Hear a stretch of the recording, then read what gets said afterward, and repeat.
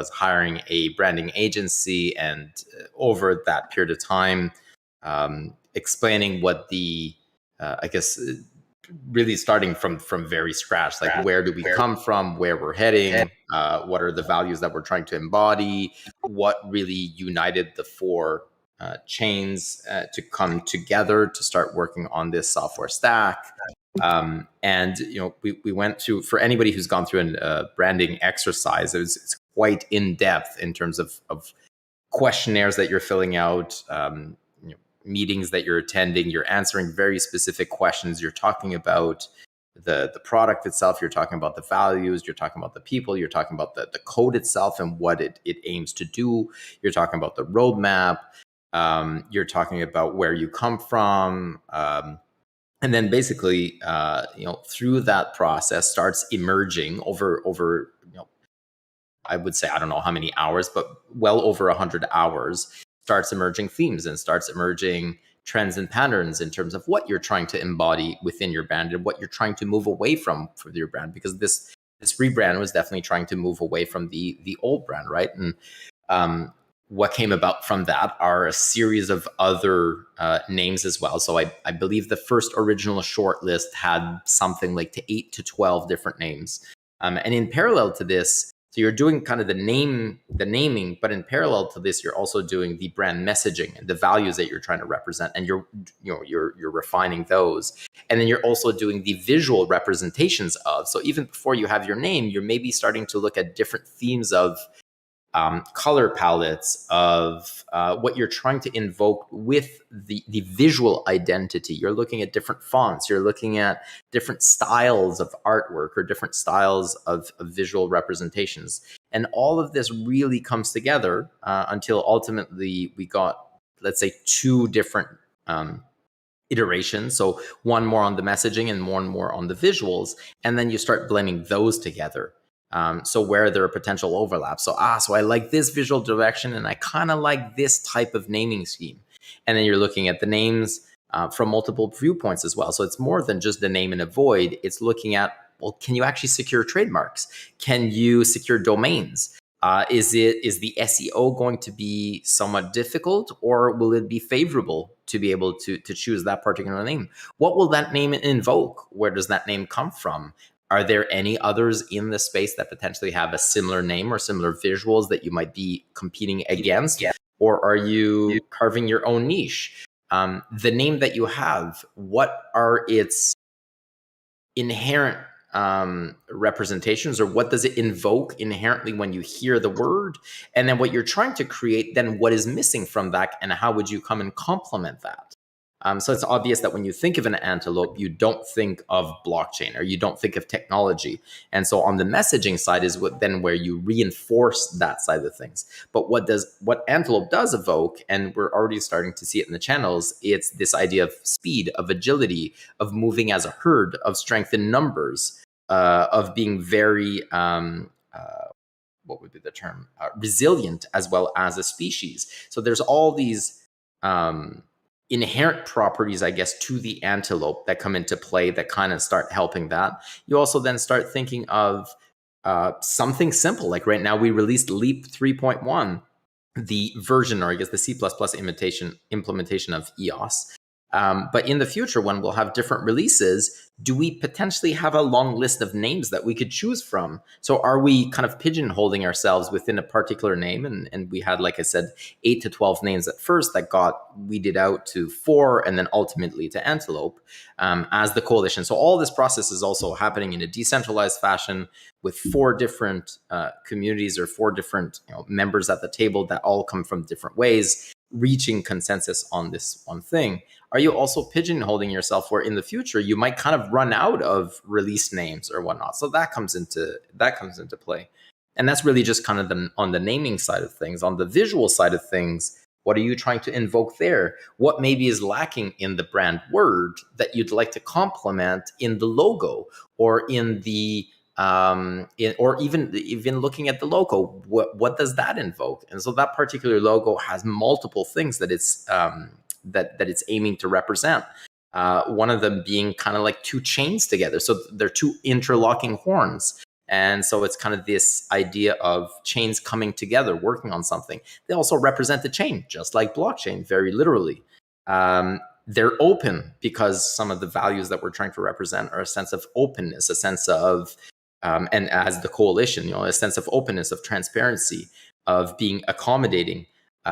There's also a sense of movement. So these two chains interlock, and when you look at them, they do kind of show a going forward. And then going back to the name as well, going forward, the motto or the leap. So leap forward, leap ahead. This concept of getting away with the past, moving into the future. I'm trying to condense down essentially more than 100 hours worth of back and forth between multiple entities and the branding agencies that ultimately led to this. And this is what we've been really excited to share with the communities, the four respective communities over the course of, let's say, 2 months or so that name was changed, but then securing the assets, making sure the trademarks were okay, making sure that the visuals were on par, basically kind of getting everything in line together, leading to this has been a lot of work, and we're really, really excited about it. Absolutely. I guess everybody's excited about this. So it's not just Antelope, the protocol that's renamed. Also, the next upgrade, it will be not Mandel, it will be Leap, right? Correct. So Mandel, the only iteration of Mandel, I guess, in the record will be Mandel 3.0. But the first implementation of Antelope, or I guess the release of Antelope, which currently today is going to be released as release candidate 4, which is most likely will be final release, or basically final version, that will be Leap 3.1. And so Leap is born. Antelope is the new protocol. Leap is the C++ implementation of EOS, essentially, or what was formerly known as EOS. So Leap is the implementation of Antelope. And so, yes, that's the first release name. So no more Mandel.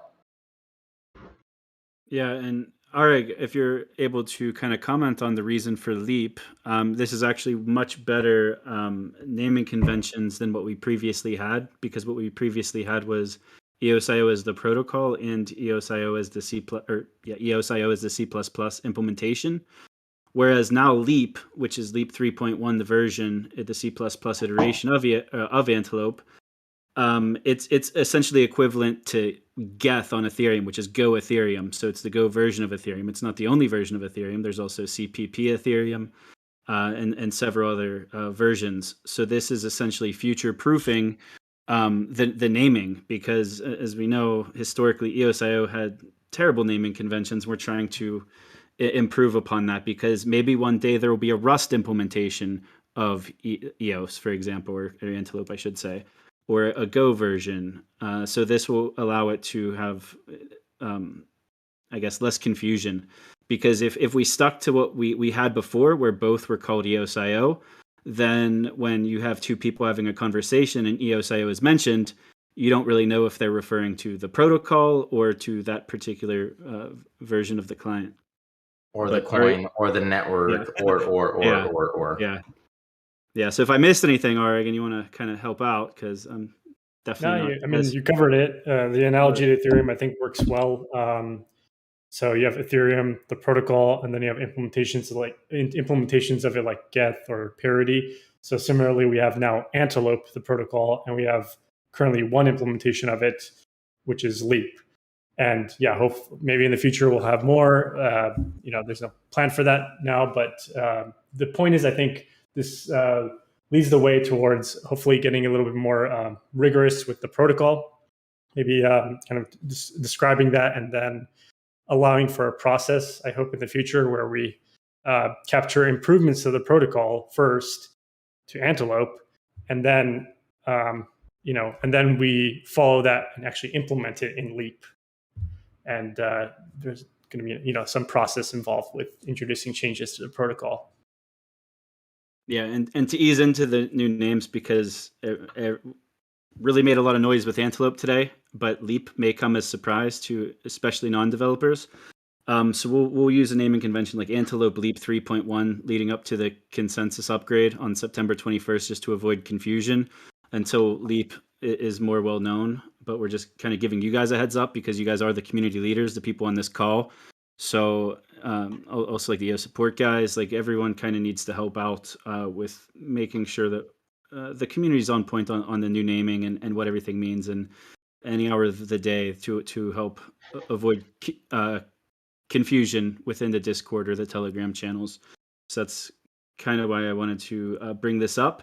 And I would be remiss if I didn't give credit to the marketing genius who came up with Leap, and that would be Matt Witherspoon, one of the ENF engineers. We debated over this name for over an hour on a call because it was one of the final pieces to the Antelope rebrand that I guess was missed until a bit closer to launch than we would have liked. And after an hour of debate, like we're talking like our new CMO, me, Yves, everyone who you'd expect to be these excellent marketers or communicators. And then Matt, out of nowhere, he says nothing on the entire call. The last 5 minutes of the call, how about Leap? And it was so simple and so genius that it stuck. And we reached consensus very quick within the ENF. We passed it on to the coalition, reached consensus very quick with the coalition. And that's how Leap was born. Yeah, congrats. Absolute congrats on this one. It's pretty genius. Matt is like, yeah, real lightning idea there. For me, it clicked right away when I saw the branding today on Antelope.io and read through the press release. Like I really liked everything that I saw. Really good job on the marketing, on the branding, and also great job on to everybody in the coalition. I saw all these the calls and the back and forth and how you guys make decision and reach consensus. It's really like, I applaud you guys. Such a great job. You must be so happy that this is finally out. And it was very important to get it out. Yeah, baby, yeah. It was very important to get it out now, today specifically, to allow more than 4 weeks leading up to the consensus upgrade on the 21st of September. And the reason is because you only really get one opportunity to make a big splash. And knowing that Mandel wasn't going to be a permanent name, it's always just been kind of a code name. We made the decision to move really quick on this to get Antelope out there. That way, leading up to the consensus upgrade, when we get the media support talking about this, we're already starting to see it today. With the hard fork / consensus upgrade, as we've been calling it. And it just made so much sense to get the name out as soon as possible, leading up to the consensus upgrade. That way we could put Mandel to bed and move forward with Antelope.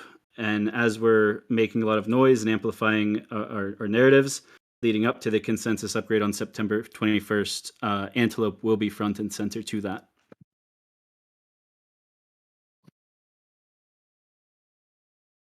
Yes, congrats on getting this out on time. It actually came out 3 hours ahead of time without going into detail. You can't keep the antelope in its cage, man. It wants to go out and run. Ain't that the truth? You should go into details. So last night I made a tweet saying 15 and a half hours because it was meant to be launched at noon Eastern today, because just gave us this morning to go through a final checklist, get the new GitHub repos up, get everything on point for a strategic launch. But there was some miscommunication with the embargo time, which is basically whenever you share news with medias ahead of time to make it so that they're aware of the news, they could write their news coverage about that news, but they will not publish their news until after the embargo time. That's typically how these things work. And there was a miscommunication on the timing. So we're all kind of getting our day started, and all of the sudden, all of these different medias, CoinDesk and a few other, Cointelegraph mentioned the name, and we're just like, oh no, what happened? So as soon as the news kind of got out there, we had to kind of scramble to get the website up, because we planned on, there was just a GIF of an antelope, because we didn't want to give everything away. until launch. So we were fully prepared to launch it at noon today, Eastern. So whenever everything went live around 9 a.m., 3 hours early, we just had to make some last minute adjustments. We had to push to GitHub Live. We had to get all of our messaging. We had our messaging all ready to go. DNS on the website, blog posting. Basically, everything was good, but we needed to push the button earlier. Yeah, and the fact that most of you probably didn't even notice is great, because it was a bit of a scramble today, but it was fun. Got our adrenaline going. And I guess I should be plugging the Twitter Spaces event tomorrow too, and the new Twitter account. So Twitter, the handle is Antelope.io. I believe every Antelope account is Antelope.io. We squatted them a month or two ago to make sure that they didn't get picked up. But like the new GitHub is Antelope.io. Any third-party site or publisher for any service will be Antelope.io. We're sitting on all of them, even if we haven't officially rolled them out yet. But there will be a Twitter Spaces event tomorrow at 11 a.m. Eastern on the Antelope.io Twitter account.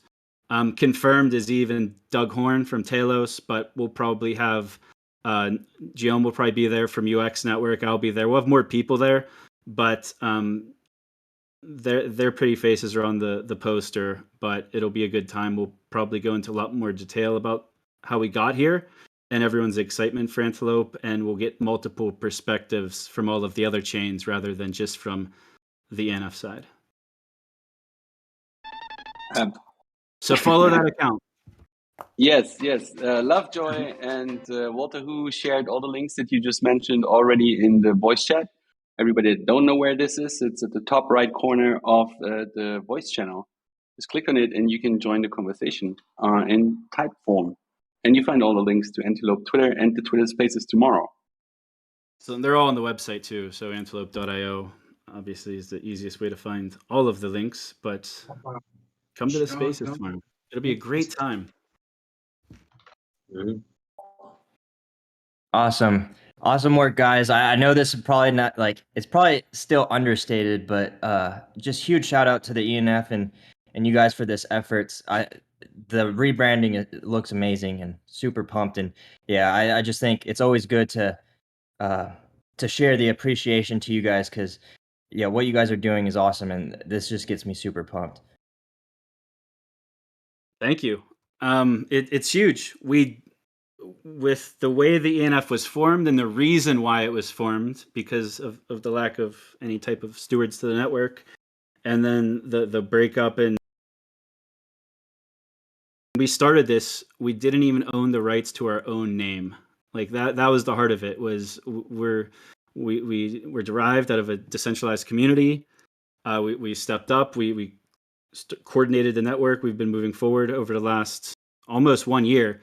So the ENF officially got approved for funding from the network on August 25th, 2021. So to get this rebrand out, a full rebrand, and our fourth release candidate, which we're very close to getting the final release candidate out. It might even be out before the 1 year anniversary.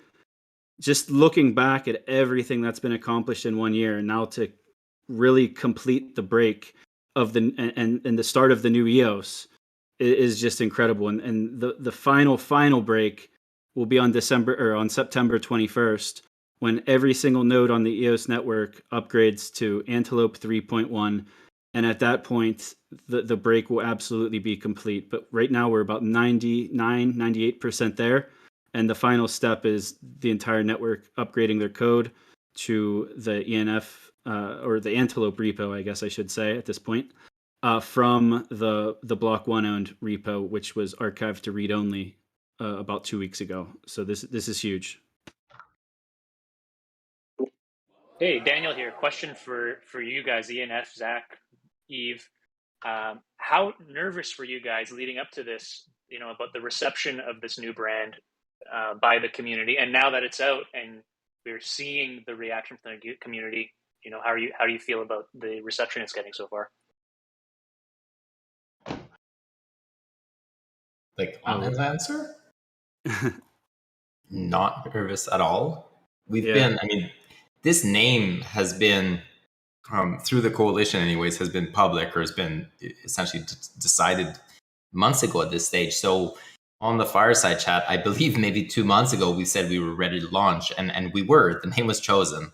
But due to the market conditions, we decided to withhold, to have the website up, to have all of Git ported, to have all of the branding, visual assets, messaging, everything, so that it would be a more comprehensive, holistic launch instead of just the name as a standalone.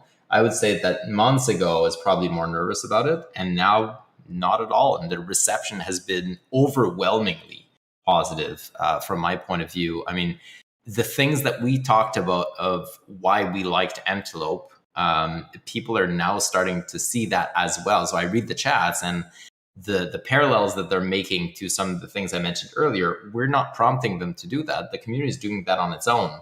And so I think it's really a testament to that name, to the process, to the branding agency, to the countless individuals that participated in this. Because when you look at the 4 different chains, each chain has multiple representatives. This was kind of the worst kept secret in town. I mean, keeping something hidden for months within one small organization is quite difficult. Keeping it hidden between multiple organizations that have multiple organizations within those organizations, everybody who then needs to give their say and in a way approval and or their feedback and stuff. I don't know how many people knew of this, but it's well over 100, and somehow it didn't get leaked. I mean, that's what I'm really surprised and happy about. This is pretty awesome.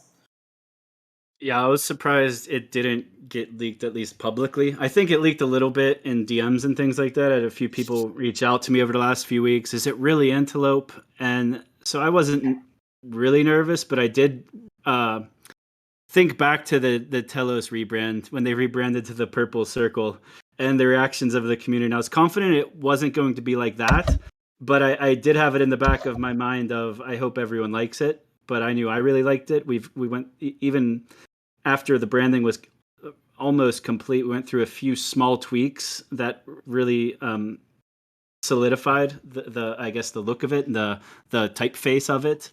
So I was pretty confident in it after that process, but there's always, I guess, a little bit of doubt. And so far, the only negative things I saw was a few people saying that lions eat antelopes, and Brandon was quick to point out that antelopes can kill lions, and we shared a video and a GIF in the EOS Telegram. But I thought the reception was amazing.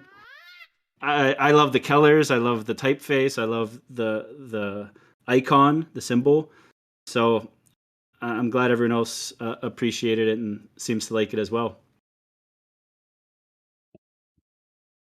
Yeah, I think the name, it's funny. It goes back to also like with EOS and the chestahedron. Like these names, they've come but there's been a lot of thought and meaning that's like went into the naming, and it just, the way it just works out, like kind of nature of like everything, just the naming, like the way the community is accepting it, like, and even just the way things are just like sprouted to my mind as soon as like you guys start talking about leap, and it's like, wow, leap of faith into trust EVM. Because I mean, if you do a quick Google search of like what leap of faith, like how you can kind of interpret it, like basically, I'm just gonna read it right here.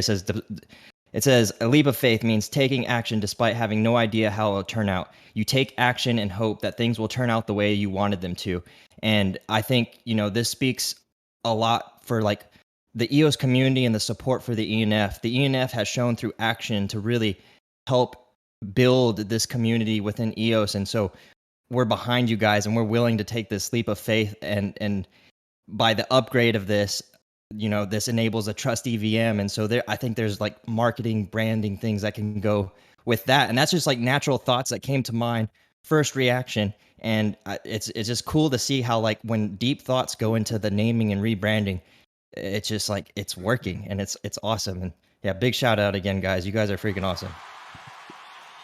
I appreciate you reading out that definition, because 1 year ago, this whole concept of the ENF was very much a leap of faith. It was a leap leap of faith by Yves, myself. It was a leap of faith by the EOS token holders. It was a leap of faith by the EOS network. And I don't know what that was, but I'm super proud of everything that's been accomplished over the last year. And it's just to do this in under 1 year with the complete new EOS, the new EOSIO and the new EOS is just, man, we really did take a leap of faith, didn't we? Yes, absolutely. I think like the branding goes really well with something that everybody here can identify with a leap of faith, with like being resilient. It's the identification of this branding is super strong. I think everybody feels it that way. So once again, awesome job. Anybody else wants to applaud the ENF and the coalition for this great rebranding? The mics are open now. Aaron's being quiet. Aaron was part of the subgroup. So the subgroup, shout out to Yves, Aaron from Greymass, Doug from Talos, and also Justin from the Talos Foundation.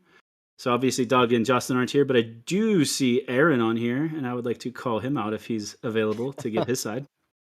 Because you guys came out with Fuck Horse, so if it wasn't for Antelope, it's true. We might be Fuck Horse right now. And it is another like four-legged animal, so we've got that going for us. No, I mean, yeah, I was part of the initial 4 that was on kind of the branding side to meet with the agency and start conveying ideas about what a broader, like what this platform and this technology were all about. And there were some really strong candidates that came out in terms of naming. But this one, I think, ended up with just the most symbolism. As you can tell by a lot of the naming we do on our products and stuff, there's kind of symbolism baked into all of them. Anchor being kind of a really obvious one, being, it's a form of security when you are out at sea in kind of this dangerous place. And Antelope being this resilient, this like creature that's evolved to survive, which, I mean, that's the EOS story right now, is this survival story and this comeback and just improving and evolving. So that was cool. The logo too has a lot of symbolism in it. Some of the things that weren't mentioned about the logo is it has kind of an infinity vibe to it. It also has a little bit of yin and yang to it that brings like some balance. There are a lot of nods if you really look into both the name, the logo, the colors, and all of these things that I think resonate with large parts of the community. It's circular, continuous development. There's 4 horns, symbolizing the 4 initial coalition members who took the leap with us. Because initially we had a group of maybe 8 EOSIO chains, in both public and private, maybe even more. And at the end of it, whenever it came time to shit or get off the pot, as far as going all in on it with the funding aspects, it was 4 of us. ENF was in it from the beginning. Talos stepped in next, then Wax stepped in, and then UX Network. So those 4 horns on the logo. Ideally, UX came before Wax. Sorry, my bad. Man, you just threw me off. But yeah, and regardless of order, those 4 coalition members are symbolized in the icon, and that'll never change. Hopefully, in the future, we will have dozens of partners within the Antelope coalition group.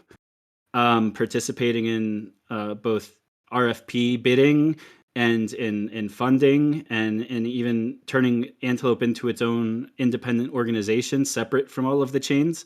Like in the long-term future, hopefully there will be many, but we'll always remember the original 4, and they're symbolized in that logo. And I think what I really tried to bring, you mentioned these 4 chains, and I am involved in the ENF, but I also kind of represent part of the technology that's not chain specific. And I really tried to bring that when I was giving feedback to the branding agency and the concepts that we were conveying, in that, right now we have these 4 chains that are coming together to do this and rebrand this, but like we need to think about chains that are going to be joining us in the future. Like Antelope really is a platform that should appeal like it's a promotional tool for the 4 chains to like show this is the technology we're built on, but it's also this technology stack that future chain launchers, I don't even know what to call them, people who are going to launch these types of blockchains will look at and be like, Antelope is a serious option. I could launch my own chain using this technology stack, and here is this suite of powerful tools that I can bring along in this herd, if you will, that I can become a part of. So hopefully that's kind of represented a little bit in there. I know I'm not the only one representing this idea, but I feel I'm in somewhat of a unique position that I'm not really a chain member of the coalition. I'm kind of this honorary mascot. I don't know. You're the man of the peoples. Apparently. So, no, it was good though, and the reception's been really great to see today. I was surprised when I woke up and already saw messaging about it. I know I had knew the plans and when it was coming out and wasn't expecting that, but like experiencing that and then seeing positivity around it was like, oh, all right, this is cool. Even if it's not going according to plan, it's still positive. So, no, it's been a good day so far, witnessing this and seeing how the community is embracing it and finding memes and just kind of It was a very adopting the name. Shout out to the March memes. feeling to it. Oh, the memes. Oh, the memes. That's also kind of what solidified this. Maybe Nathan can speak to the memes, or Brandon if he's on. I was just about to touch on it because I think it's one of the most important factors of this. There's a real instant personification from anybody, and you can see it in the Telegram chat, where anybody who comes in, they instantly throw down kind of like a meme gif of an antelope, and they join the herd, quote unquote, and it becomes something that they're proud of. And that's really, really important for getting a brand out there. That's a fantastic days. Sorry to jump in, but I cannot resist. It's too much beautiful, this Antelope. For me, that's represent the reliability, the accountability, the resilience that we are in since August 2021 by the birth of the ENF. And I want just to say shout out to Yves Larose, shout out to Zack, Brandon Lovejoy, Nathan James, all the team of ENF, the marketing group also behind. That's just amazing, this Antelope. It's the Formula One. It's the new protocol. That's the multi-chain harmonic universe. So that's the entry point to go on to other protocol, blockchains protocol. So for me, that's really the Web3 without to say Web5. So that's just amazing. We are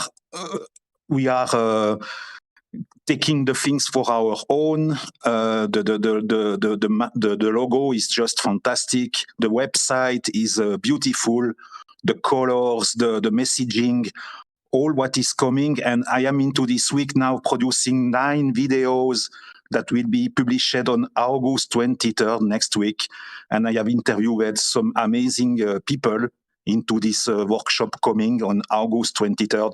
So that could not come I would say at the best, into the best moment. This Antelope is just amazing. So happy to be here. I am motivated to 200% now with this Antelope. So guys, it's a beautiful day. I will say it's a yeah baby for this Antelope.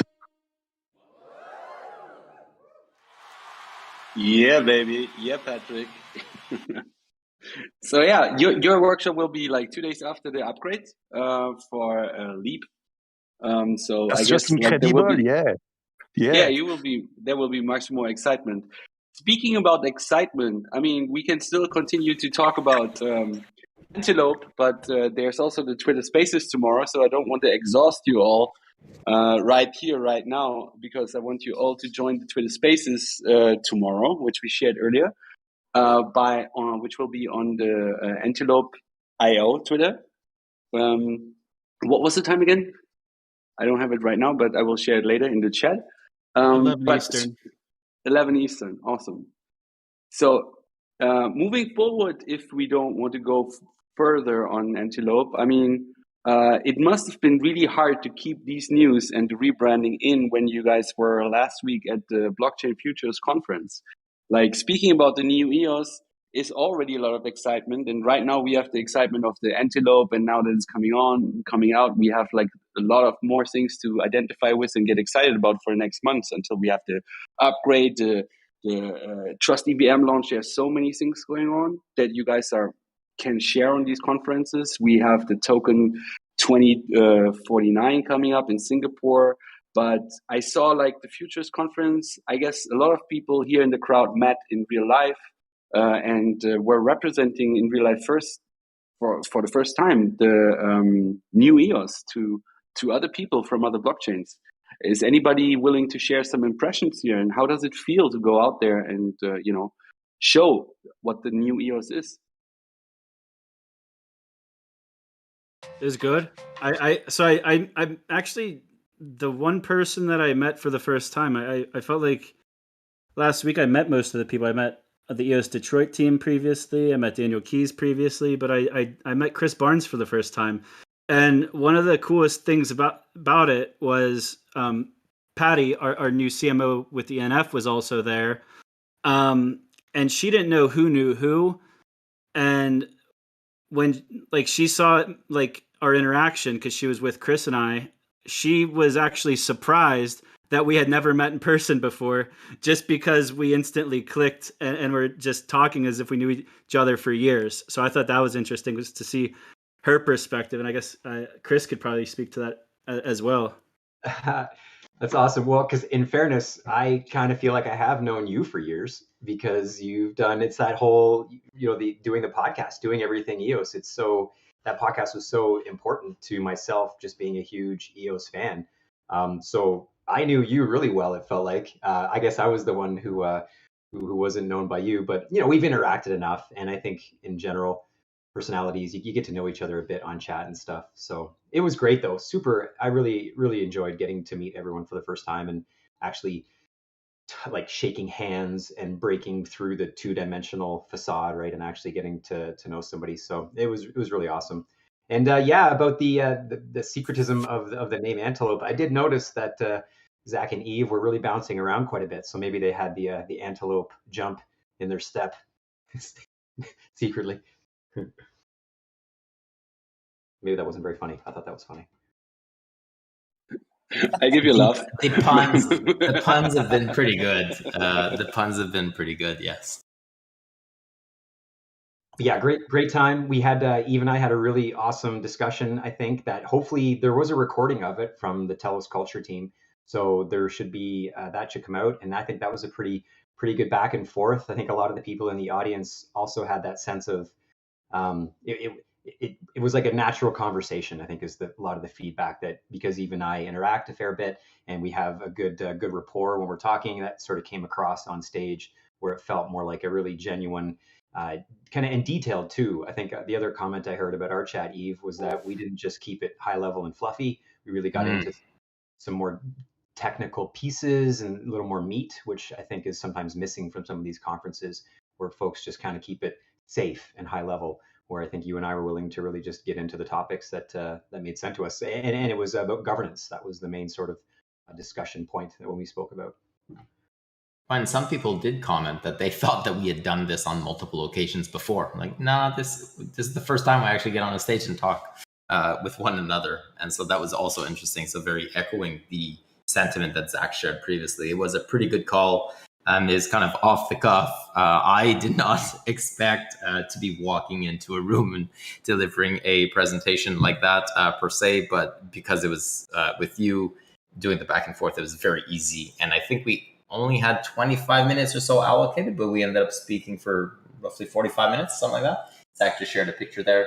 It was pretty good. I thank you for that. It was really nice. Thank you. And yeah, well, like you said, time did fly. It's and I'm not. I mean, I suppose maybe you have spoken a bit more at these, but I'm certainly pretty green to this whole conference speaking thing. So I appreciate you for being a good sport with me there as well. Because there's a couple moments I'm like, shit, what am I going to say next? Got to keep this thing going. But it worked out good. We were able to keep it lively.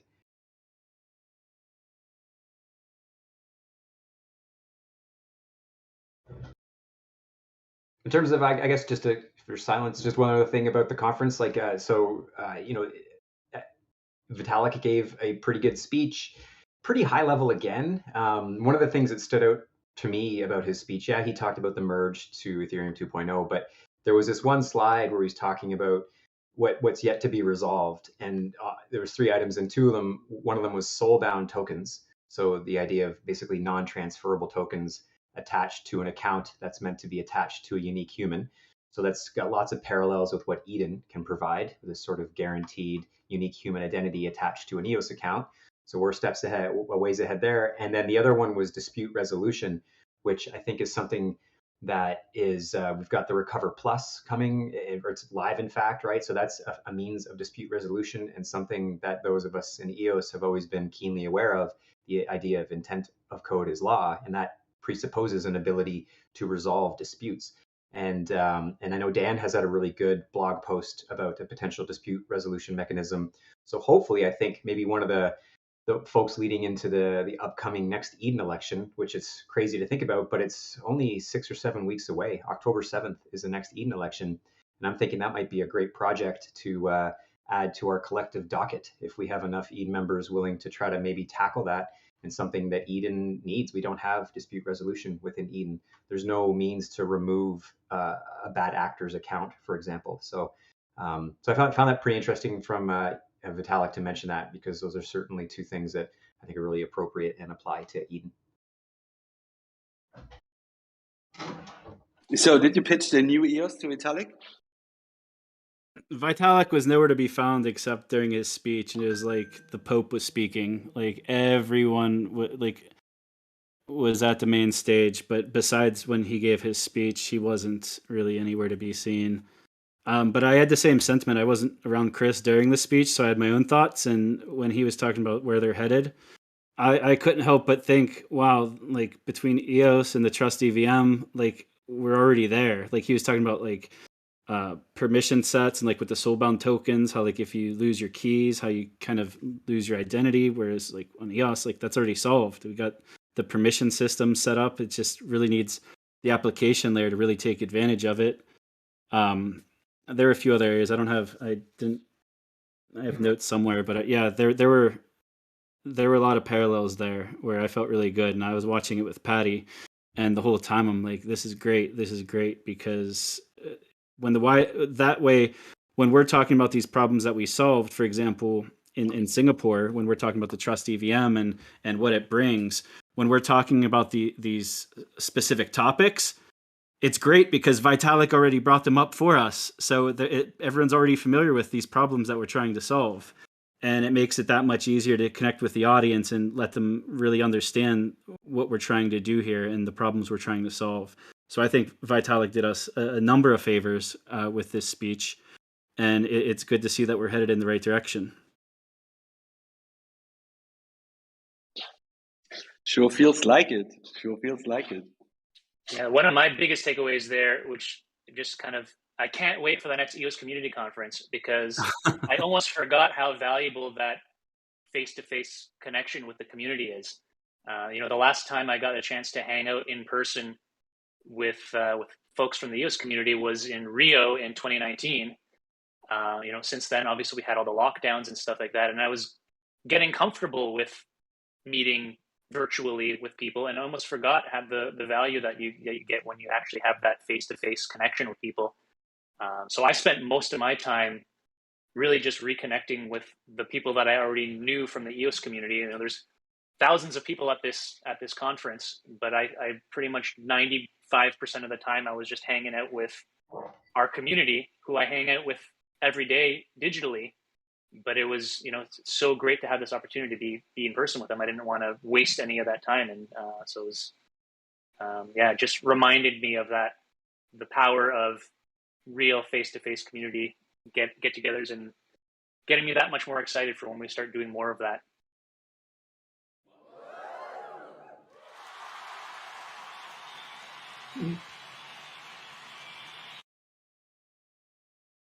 Yeah, so I guess everybody that was at in our fireside chat that was at the Futurist conference shared their impressions already, unless I know Phil Mizier is here in the chat. We just saw some really cool photo of him and Yves in the chat.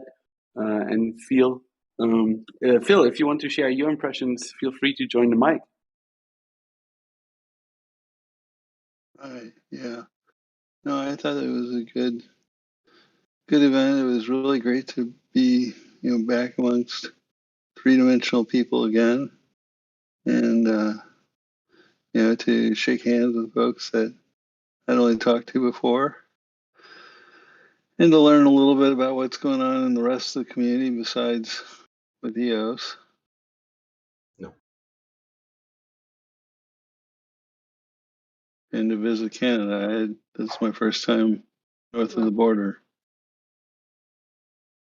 Nice. How you like Canada? It was nice.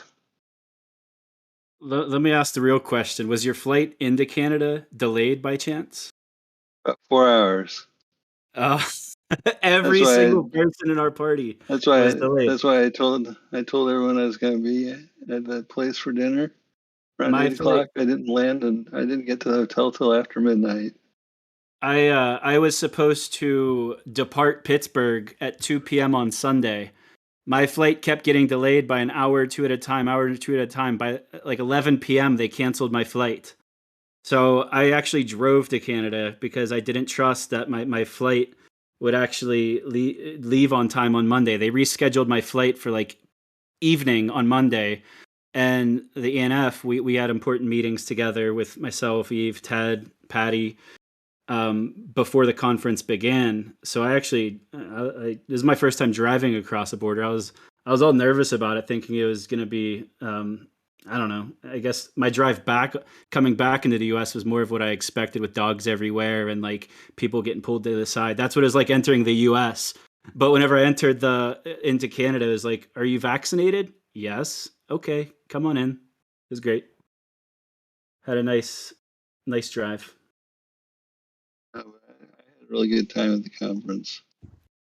All right. So yeah, I guess there are many more conferences coming up, and you guys are all prepared right now for Token 2094 in Singapore. I'm looking forward for a conference here in Germany, in Cologne, the W3 conference in Cologne. I think sometime mid September as well. Yeah, that one will actually be before Token 2049. Yeah. So that one will be cool. I can break the news about Antelope now. Talk to people about it.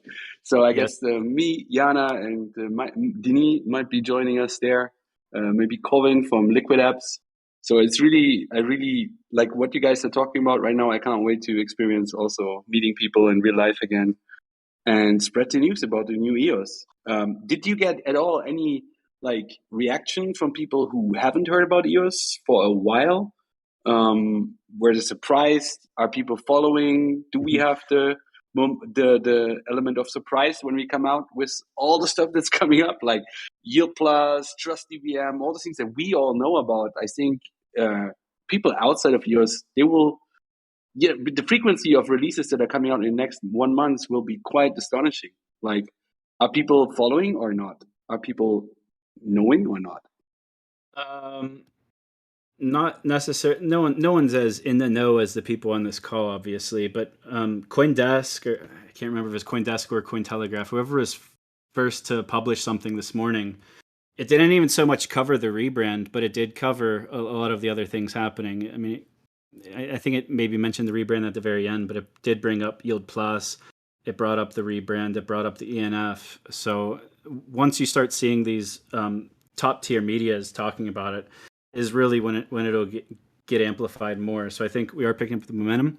But as far as knowing EOS and being in the loop, I had a similar experience to what Brandon described when he came back from Consensus, where the history of EOS and Block 1 and all of that nastiness that we lived through for the last couple of years, most of the wider blockchain community have no clue about any of that. We have a clean slate here. It's the new EOS, but for a lot of people, it's the only EOS. It's the first EOS. It's new to us, I guess, compared to the old EOS. but for everyone else, it's a fresh slate.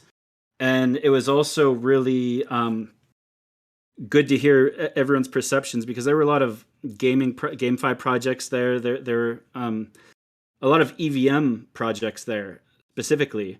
And like on their banners and in conversations with them, they talked about all of these different chains that they supported. They support Polygon, they support Avalanche, they support Binance Chain. And they asked, is EOS an EVM chain?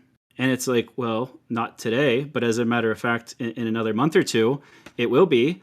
And that was a great reconfirmation of what I already knew, where this EVM is what will allow EOS to build these bridges to all of these other projects that have deployed on specifically on EVMs, because it's so simple to deploy your project to multiple chains when your contracts are built in Solidity, that almost every project that Patty and I talked to were open to following up when the EVM launches, because of how open they are to just expanding to as many chains as possible.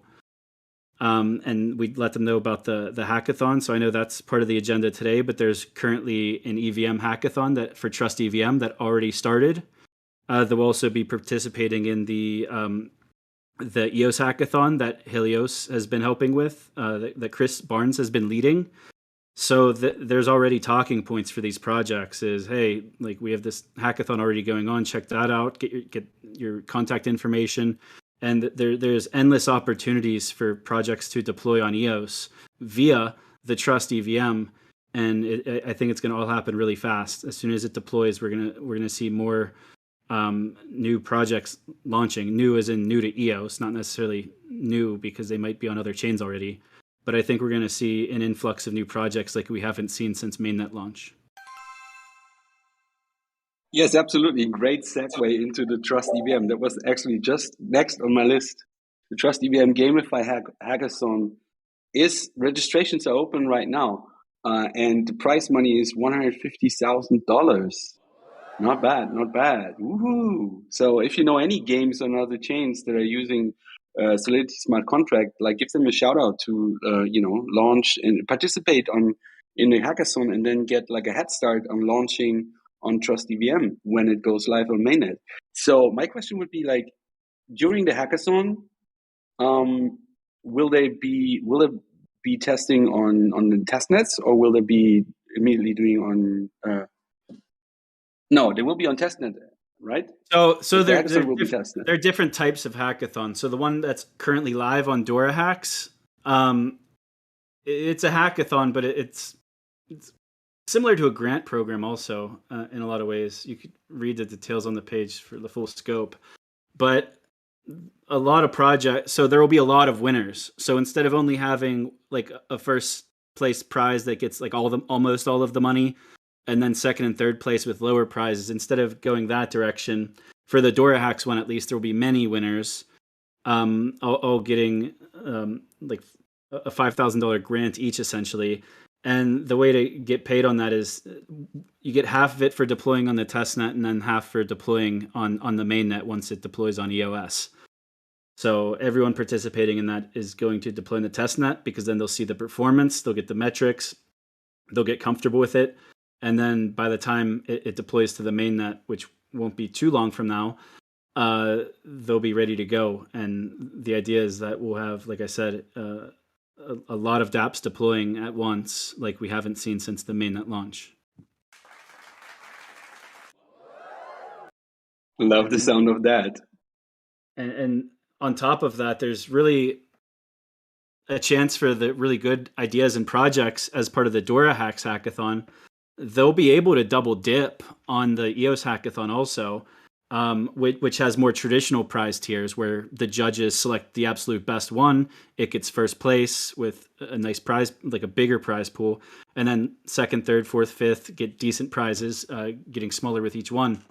But the grand prize specifically will be much larger than what they're able to get in the Dora Hacks. And the reason they're pretty much able to double dip is because the EOS hackathon is an idea-a-thon. and having code is kind of like optional, but you get kind of bonus points for it, and specifically for the Trust EVM track.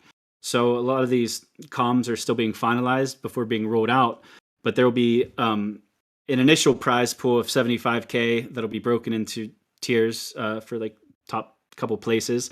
But then there's also a side pool for the Trust EVM, which they're funding, and they'll have similar but different criteria. But if a project participating in a hackathon has a really good idea for the ideathon, and they happen to be deploying code to the EVM and they have EVM code, then they could very well double dip on that. And then they'll be very incentivized to participate in the EOS ecosystem because they would have just been rewarded. We'll be amplifying them. Any good ideas or good projects that come out of this, I'm sure we'll be inviting them to fireside chats. We'll be doing interviews with them. We'll be amplifying them on social media.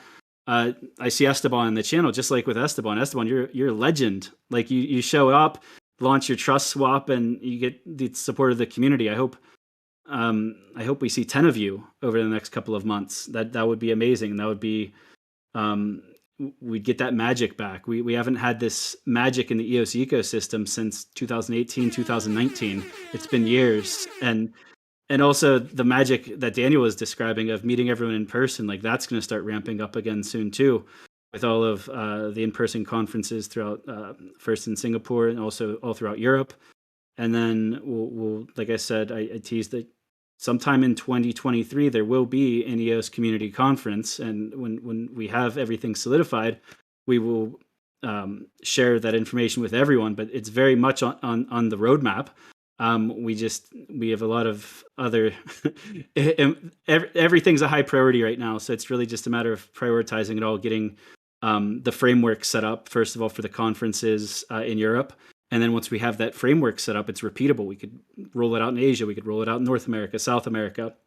And then once we have our calendar booked out for all of the conferences throughout the globe in 2023, one of them will be hosting an EOS community conference. And I hope that I get to meet as many of you as possible when that happens. But we don't have to wait until that, because that's not exactly on the calendar yet.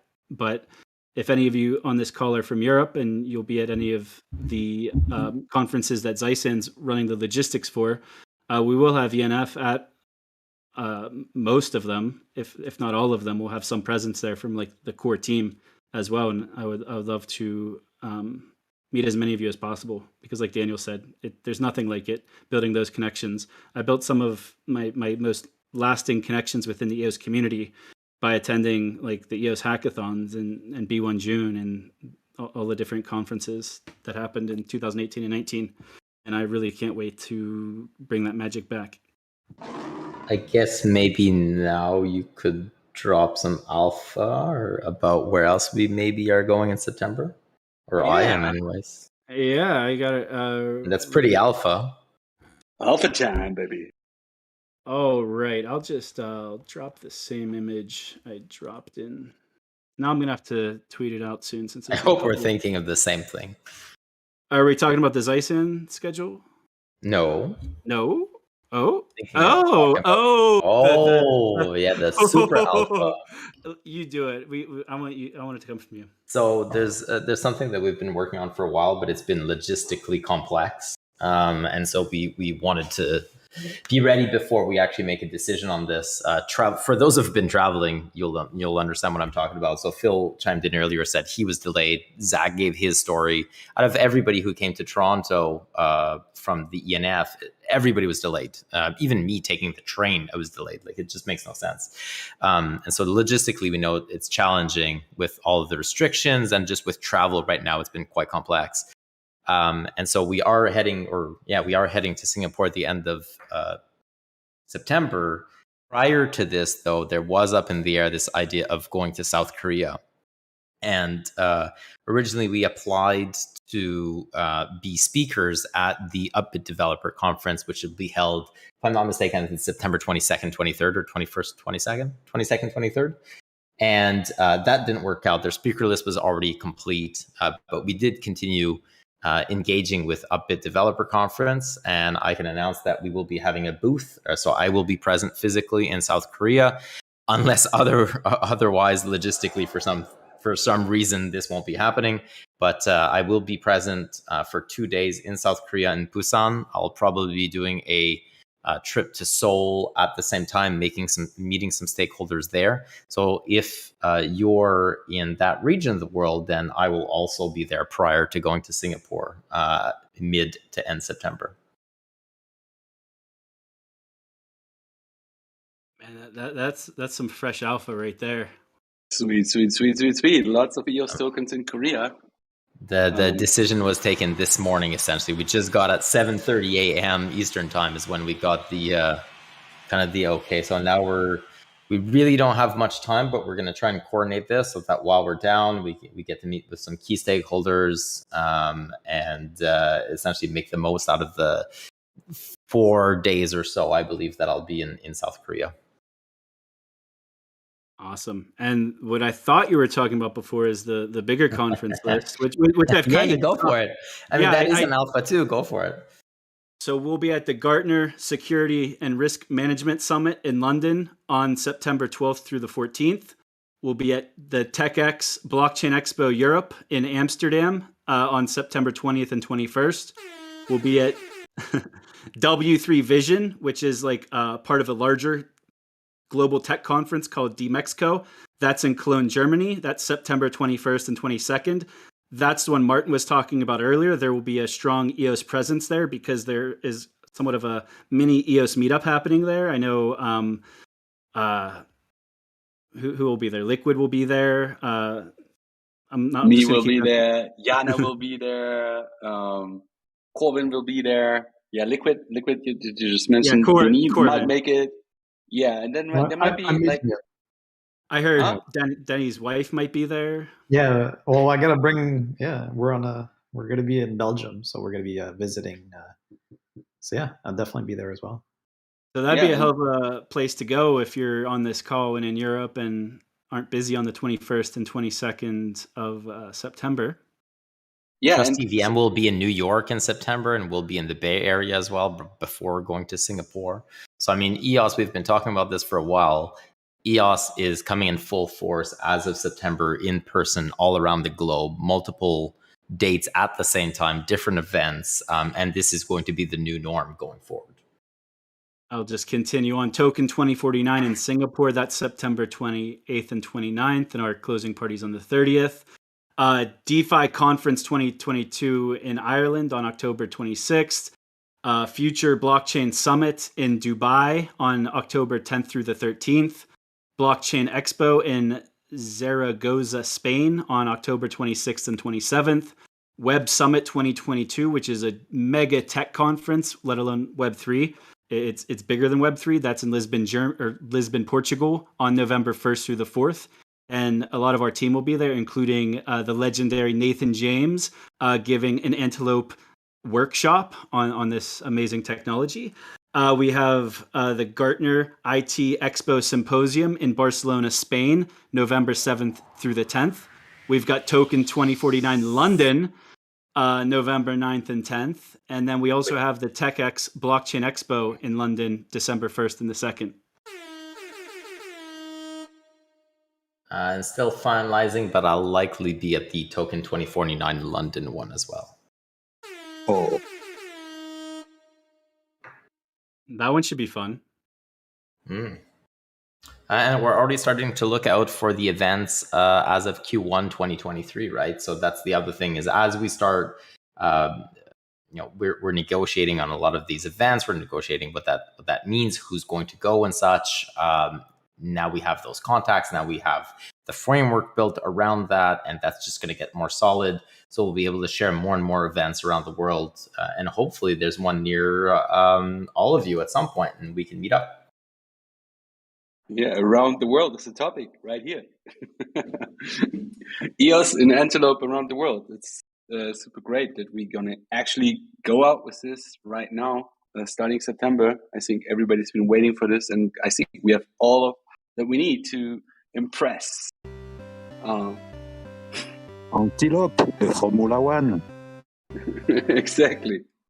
So Yves, well, real quick, Yves, I did a terrible job at trying to explain the Gartner partnership. I don't think we've actually talked about that at all, and I think you would probably be the best person to explain the importance of that, and maybe. So Gartner is not really a partnership. We are essentially a client of Gartner, as is, I believe it's well over 2,000 organizations around the world. The largest, pretty much every Forbes 500 company is a client of Gartner.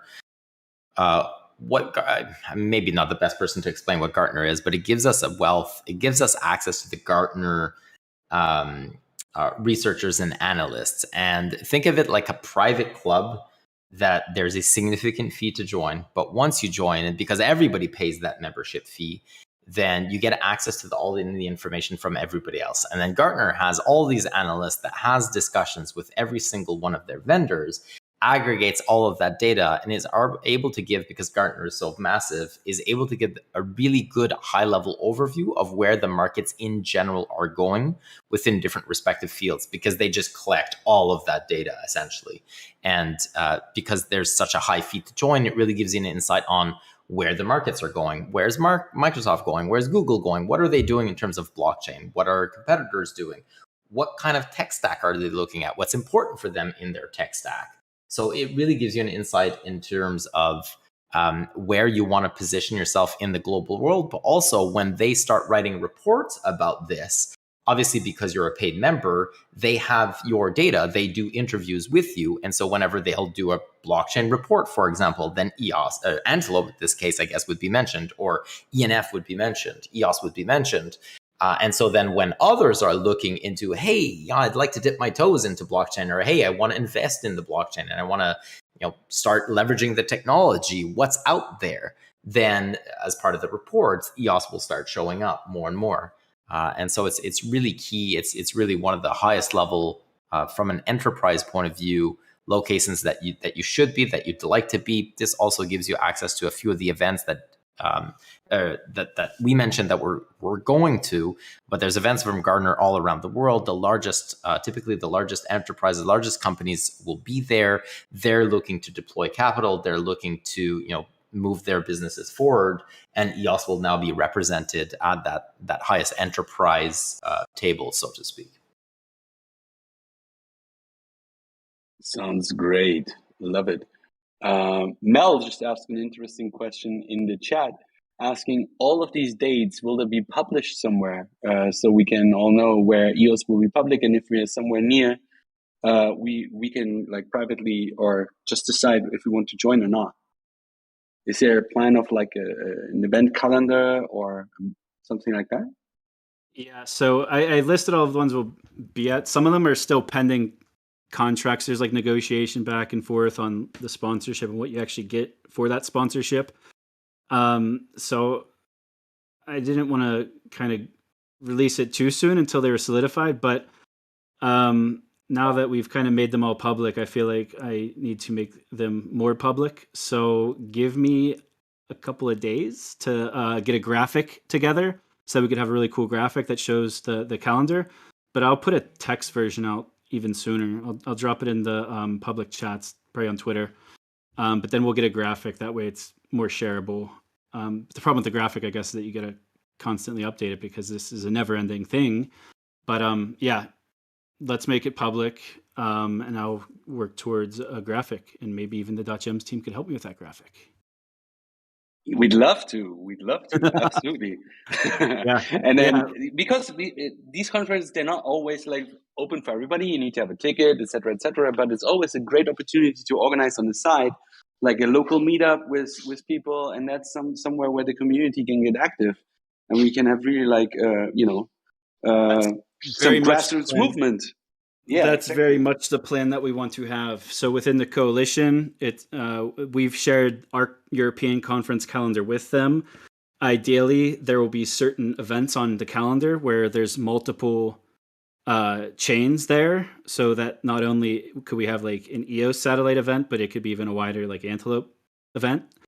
So definitely have that on our radar, but also just growing the community in general. I think over time, we're going to start seeing that all of these conferences are going to have such a strong EOS base there that it would just be a no-brainer to run satellite events. Anyone who's ever been at a blockchain week in like for Consensus or in Korea or Crypto Week in Singapore, every time you go to these events, there's the main conference, which is usually 2 days out of the whole week, but the week is always branded as a blockchain week or a crypto week. And every single day, even outside of the large conference, there's always all of these satellite events going on. So that's very much where we want to be, is we want to have a strong enough community, not only within EOS, but also the wider Antelope ecosystem, to be able to run these satellite events where we kind of have our own little community conferences in addition to the main conferences, because everyone's already in town for the main conference. So it's kind of like a no-brainer to run these satellite events. And that's very much the plan. Cologne will probably be the first one, and it's not even really being organized by us. It kind of happened organically. You guys and your team were kind of already planning to be in Europe around that time, and it came out that we'll be sponsors at this conference. And now it seems like there's a little meetup going on. It sounds like you guys got a pretty large little group going there.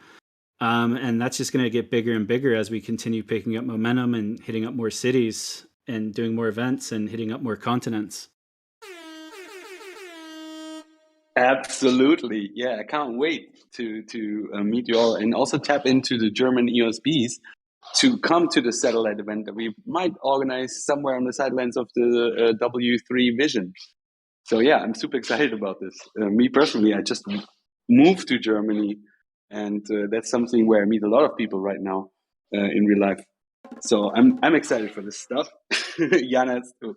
So, but I don't know how this really happened. We went from the Trust EVM Gamify Hackathon, which is an online event where you can sign up, into real life events. I think everybody is super hungry to, some real life happening after like a long term of lockdown and restrictions. So it's super reasonable, but I want to move forward to another thing that we can sign up for since last Friday, I think, which is the Yield Plus initiative, right? Which right now it's not live yet, but projects that doing DeFi can sign up, and maybe Denis can join us to talk a little bit about the process about this. Yeah, like how as a process, how do you sign up? Yeah, thanks, Martin, for the introduction. So Yield Plus is open for registration. So it is still the early stages, sort of like, let's say, the pilot phase of the project, which is onboarding active DeFi protocols that anyone can register as long as you have an active DeFi protocol. And as long as these applications are focused on sort of attracting liquidity. So this is a TVL sort of reward mechanism. Initially, it will only be the core assets like EOS or Tether that will contribute towards your TVL valuation. And there's also a minimum of EOS valuation that you need to achieve for a protocol to start earning rewards. And that will be 200,000 EOS. So that will be the minimum. Any projects that have below that can still register, and they can still get approved. They just will not be earning rewards when the rewards start kicking in. And there's also a maximum, so that way projects cannot take too much of a larger pie of the rewards. So it's 6 million EOS, which will be the max cap. And this could be increased down the road, but initially minimum 200,000 EOS, maximum 6 million. I'm going to drop some links. We have actually two methods to sign up. There's the web portal, so it is tokenyield.io. Let me share that in the chat.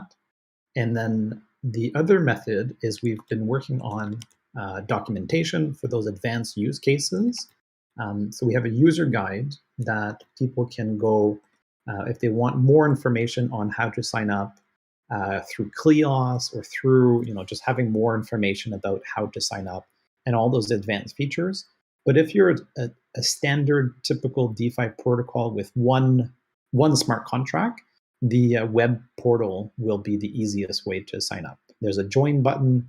You fill out your details. You put in your project name, your website, your description, and any extra metadata that you want. And this will allow you to submit a transaction to the Yield Plus contract to be registered. So that is the registration process for Yield Plus, and more to come. Follow the news from ENF for updated the next steps for Yield Plus. So right now we're still in the early stages, and we're onboarding DeFi protocols. So right now, currently we have about 7 protocols. 7 protocols that have signed up. There is more protocols out there. I do know of projects that are currently in the process of applying. So we will hopefully have more protocols by the end of the sort of pilot phase. So anyone who's hosting a DeFi protocol, even if you have a small amount of TVL, it's best to sign up, be listed on the website, and then that way that might actually attract more TVL to your project. And one of the things that we'd be looking forward is getting these projects to announce what they plan on doing with those rewards. So some project can do a buyback, or they can give back 100% to their users, or they can give EOS, or they can give their underlying asset. There's many different ways to reallocate the Yield Plus rewards. So we'd be really curious and excited to see projects do announcements on what they plan on doing with those Yield Plus rewards when it comes out. No. Sounds great. Cha-ching, cha-ching. Yeah, a lot of cha-ching. So one question that I'm having, I mean, like there are great DeFi projects on EOS right now, but with the launch of Trust EVM, will they also, like, if let's say like Uniswap or anything, or SushiSwap, if they want to tap into Yield Plus, would they be able to get these incentives through launching on Trust EVM? Is this something that's on the roadmap? Yeah. So the phase 2 of Yield Plus is to add additional support for things like Trust EVM, additional assets. This will come down the road. I mean, first thing that needs to happen is Trust EVM needs to be active, and there's some implementation, like there's some integration testing that needs to happen initially. But the plan is that any project that is also listed on EOS or Trust EVM would be able to participate and join in Yield Plus. I think the only requirement is that you might have to register with an EOS account, and then you can bridge your rewards because you will be paid in EOS. You can bridge them to Trust EVM. So there would be a sort of a bridge requirement for the rewards, but anybody can register on Trust EVM. However, this will be in the second phase of the Yield Plus process, so not on the initial first phase. Yes, but these projects technically would need to provide liquidity for EOS USDT. Yes, liquidity and pool, right? the second phase is we're going to be opening up other assets as well. So there might be the EVM token in those assets. Like there will be other core native assets that are going to be supported by Yield Plus. But initially, it will only be EOS and Tether, and we will be opening up other assets as we do those risk analysis for those assets to be added. Trust EVM native token will be most likely the first to be supported. Sweet, love it. Yeah, and I'm looking forward to seeing all these Trust EVM DeFi projects come online. We're going to be starting Trust EVM with 0 liquidity, so I would love to see how fast it grows in terms of TVL on Trust EVM. Great. Anybody got some special questions regarding Yield Plus for Denis once he's here online? Mastermind of Yield Plus.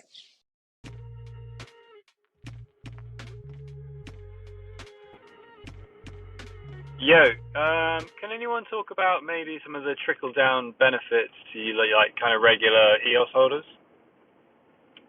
Yeah, I mean, that's really up to each applications. So the trickle down is that the goal is that these applications will build protocols. Those protocols will generate fees or generate sort of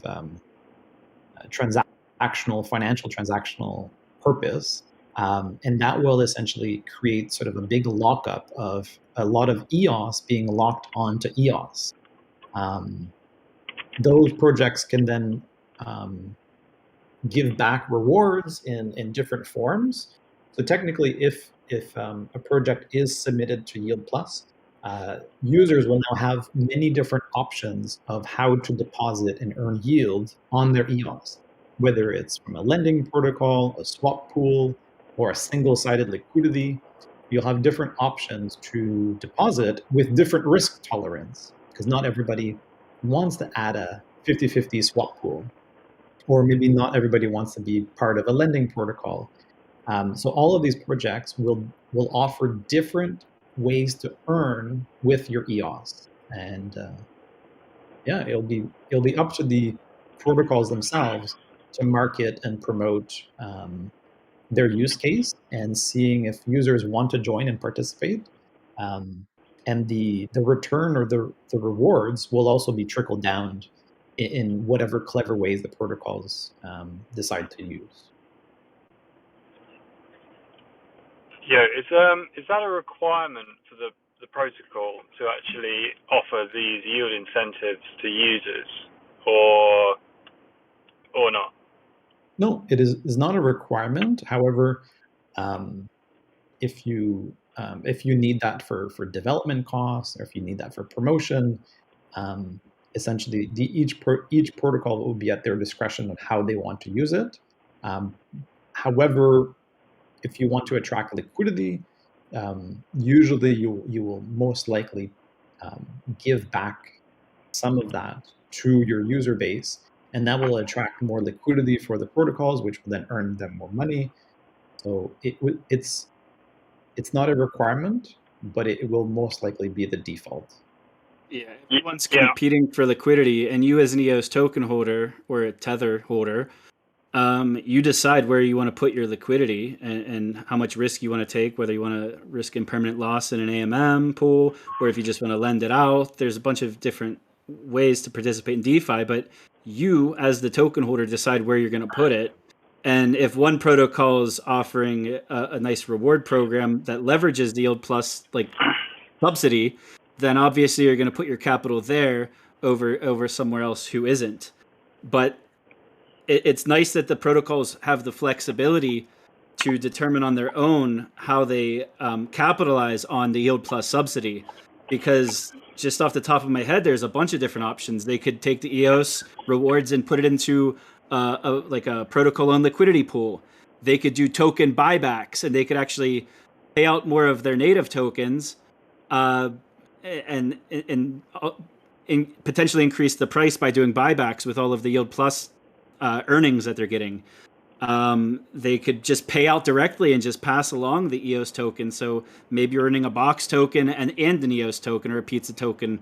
So it's up to the protocols themselves. And that's kind of what I've been doing a little bit in the background, is pointing this out, that the protocols themselves need to be putting out their own blog posts to get their communities excited about how they plan to utilize the EOS subsidy on Yield Plus. Because Yield Plus, the target demographic for Yield Plus initially is the protocols themselves. It's up to the protocols to market and amplify it to their end users and get them excited of, okay, now we're getting this EOS subsidy, which is equivalent to about a 5% yield on EOS or Tether. Then it's up to them to get their own communities and their own token holders, if they have a token, excited about it. So that's really the push happening in the background now, is how are you guys going to utilize it? And please communicate it to your communities, because we can't do that for you.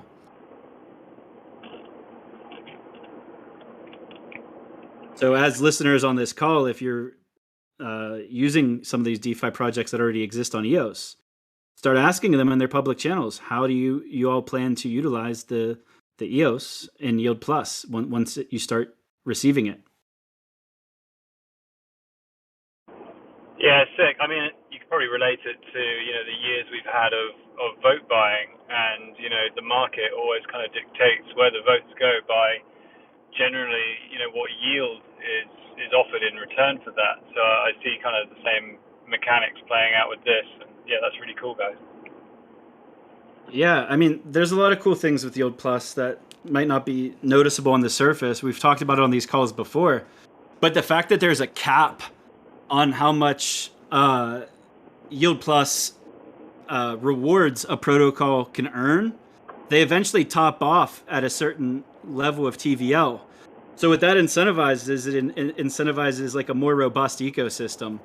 So instead of just one protocol getting all of the Yield Plus yield, it's going to be spread across dozens of protocols, which one limits like systematic risk because all the risk isn't in one protocol because all the TVL's there. But it also allows all kinds of like cool arbitrage to happen because if you have like 10 AMMs all with decent liquidity, then they're all trading against each other to make sure that the market's efficient. And that in turn creates native yield from the swap fees that also goes to the token holders.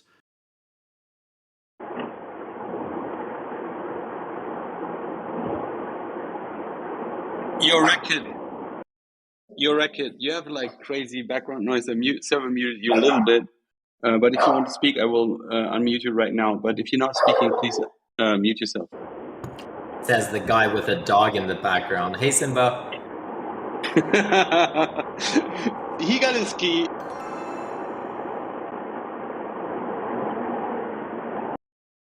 All right. I will unmute you if you mute you. One of the other things about Yield Plus is I brought this up like 2 months ago, but I'll revisit it today to poke the bear, I guess, the Eden bear. I hope to see different organizations, entities, and people spinning up DeFi projects that you wouldn't typically expect from them. And Eden would be a good example. Is create a token contract that essentially just has a lockup in it, a 30-day lockup. Put your EOS in this deposit contract with a 30-day lockup, for example. That would qualify for Yield Plus. I hope to see a lot of different communities that already exist or that are going to exist in the near future to start thinking about these things. DeFi is not limited to lending pools and swaps. Like there's a lot of different ideas out there that haven't yet come to fruition that I hope to see. And Eden already has a significant treasury, for example. So and now it's under the control of their custodian or their chief delegates. So there's more flexibility. Even if it doesn't happen in this term, maybe the next term or the term after that. But start thinking about how you can create a DeFi protocol to participate in Yield Plus, because it's a huge opportunity. You're essentially getting a 5% base yield, denominated in EOS, and that's something you can't get through Rex necessarily. Rex is like under 1% right now, and if you're using certain proxies, you can maybe get 2 or 3%. But with Yield Plus, you could actually leverage yield. Building your own protocol, you could leverage Yield Plus proxies plus Rex, and collectively you could be seeing anywhere between like 5 to 8% yield for EOS. You're already holding the EOS. Put your EOS to work. Hey Zach, it's Trevor here. Quick question: so if someone made a proxy voting pool and they got enough EOS in that state to be eligible for your Yield Plus, that would count? No. Because it doesn't need to own the EOS. So a proxy or delegating does not count because you actually do not own any of the EOS. That would be the derivative version of and no-go. What they could do is, so let's say I spin up a locking pool. I say deposit your EOS to me, and as part of the deal, I'm gonna proxy all of your EOS because you're depositing into my deposit contract. So there's a custody aspect to it. Whatever account on EOS holds the EOS can proxy their votes wherever they want, and the end users depositing their EOS into that contract decide whether or not they're comfortable with those terms. So that would be how it would be done. It has nothing to do with Yield Plus, though, as far as the proxy. That's kind of like separate. Unless I misinterpreted the question. Part. It's not the proxy part. A proxy doesn't hold the assets. Exactly, yeah. So no, you need to hold the assets. Correct. Yeah. Otherwise, that clarifies it. Derivative. So no, we're not doing derivatives. Yeah. So what I'm saying Zach is, mentioned that I got confused. Yeah. So what I'm saying is, if I have a treasury I'm holding, let's say I'm a project and I did a token sale a couple years ago, and I have a couple 100,000 EOS or something. Well, that's a bad example. Let's say DeFi box, for example, they're already qualified. They have the minimum TVL, right?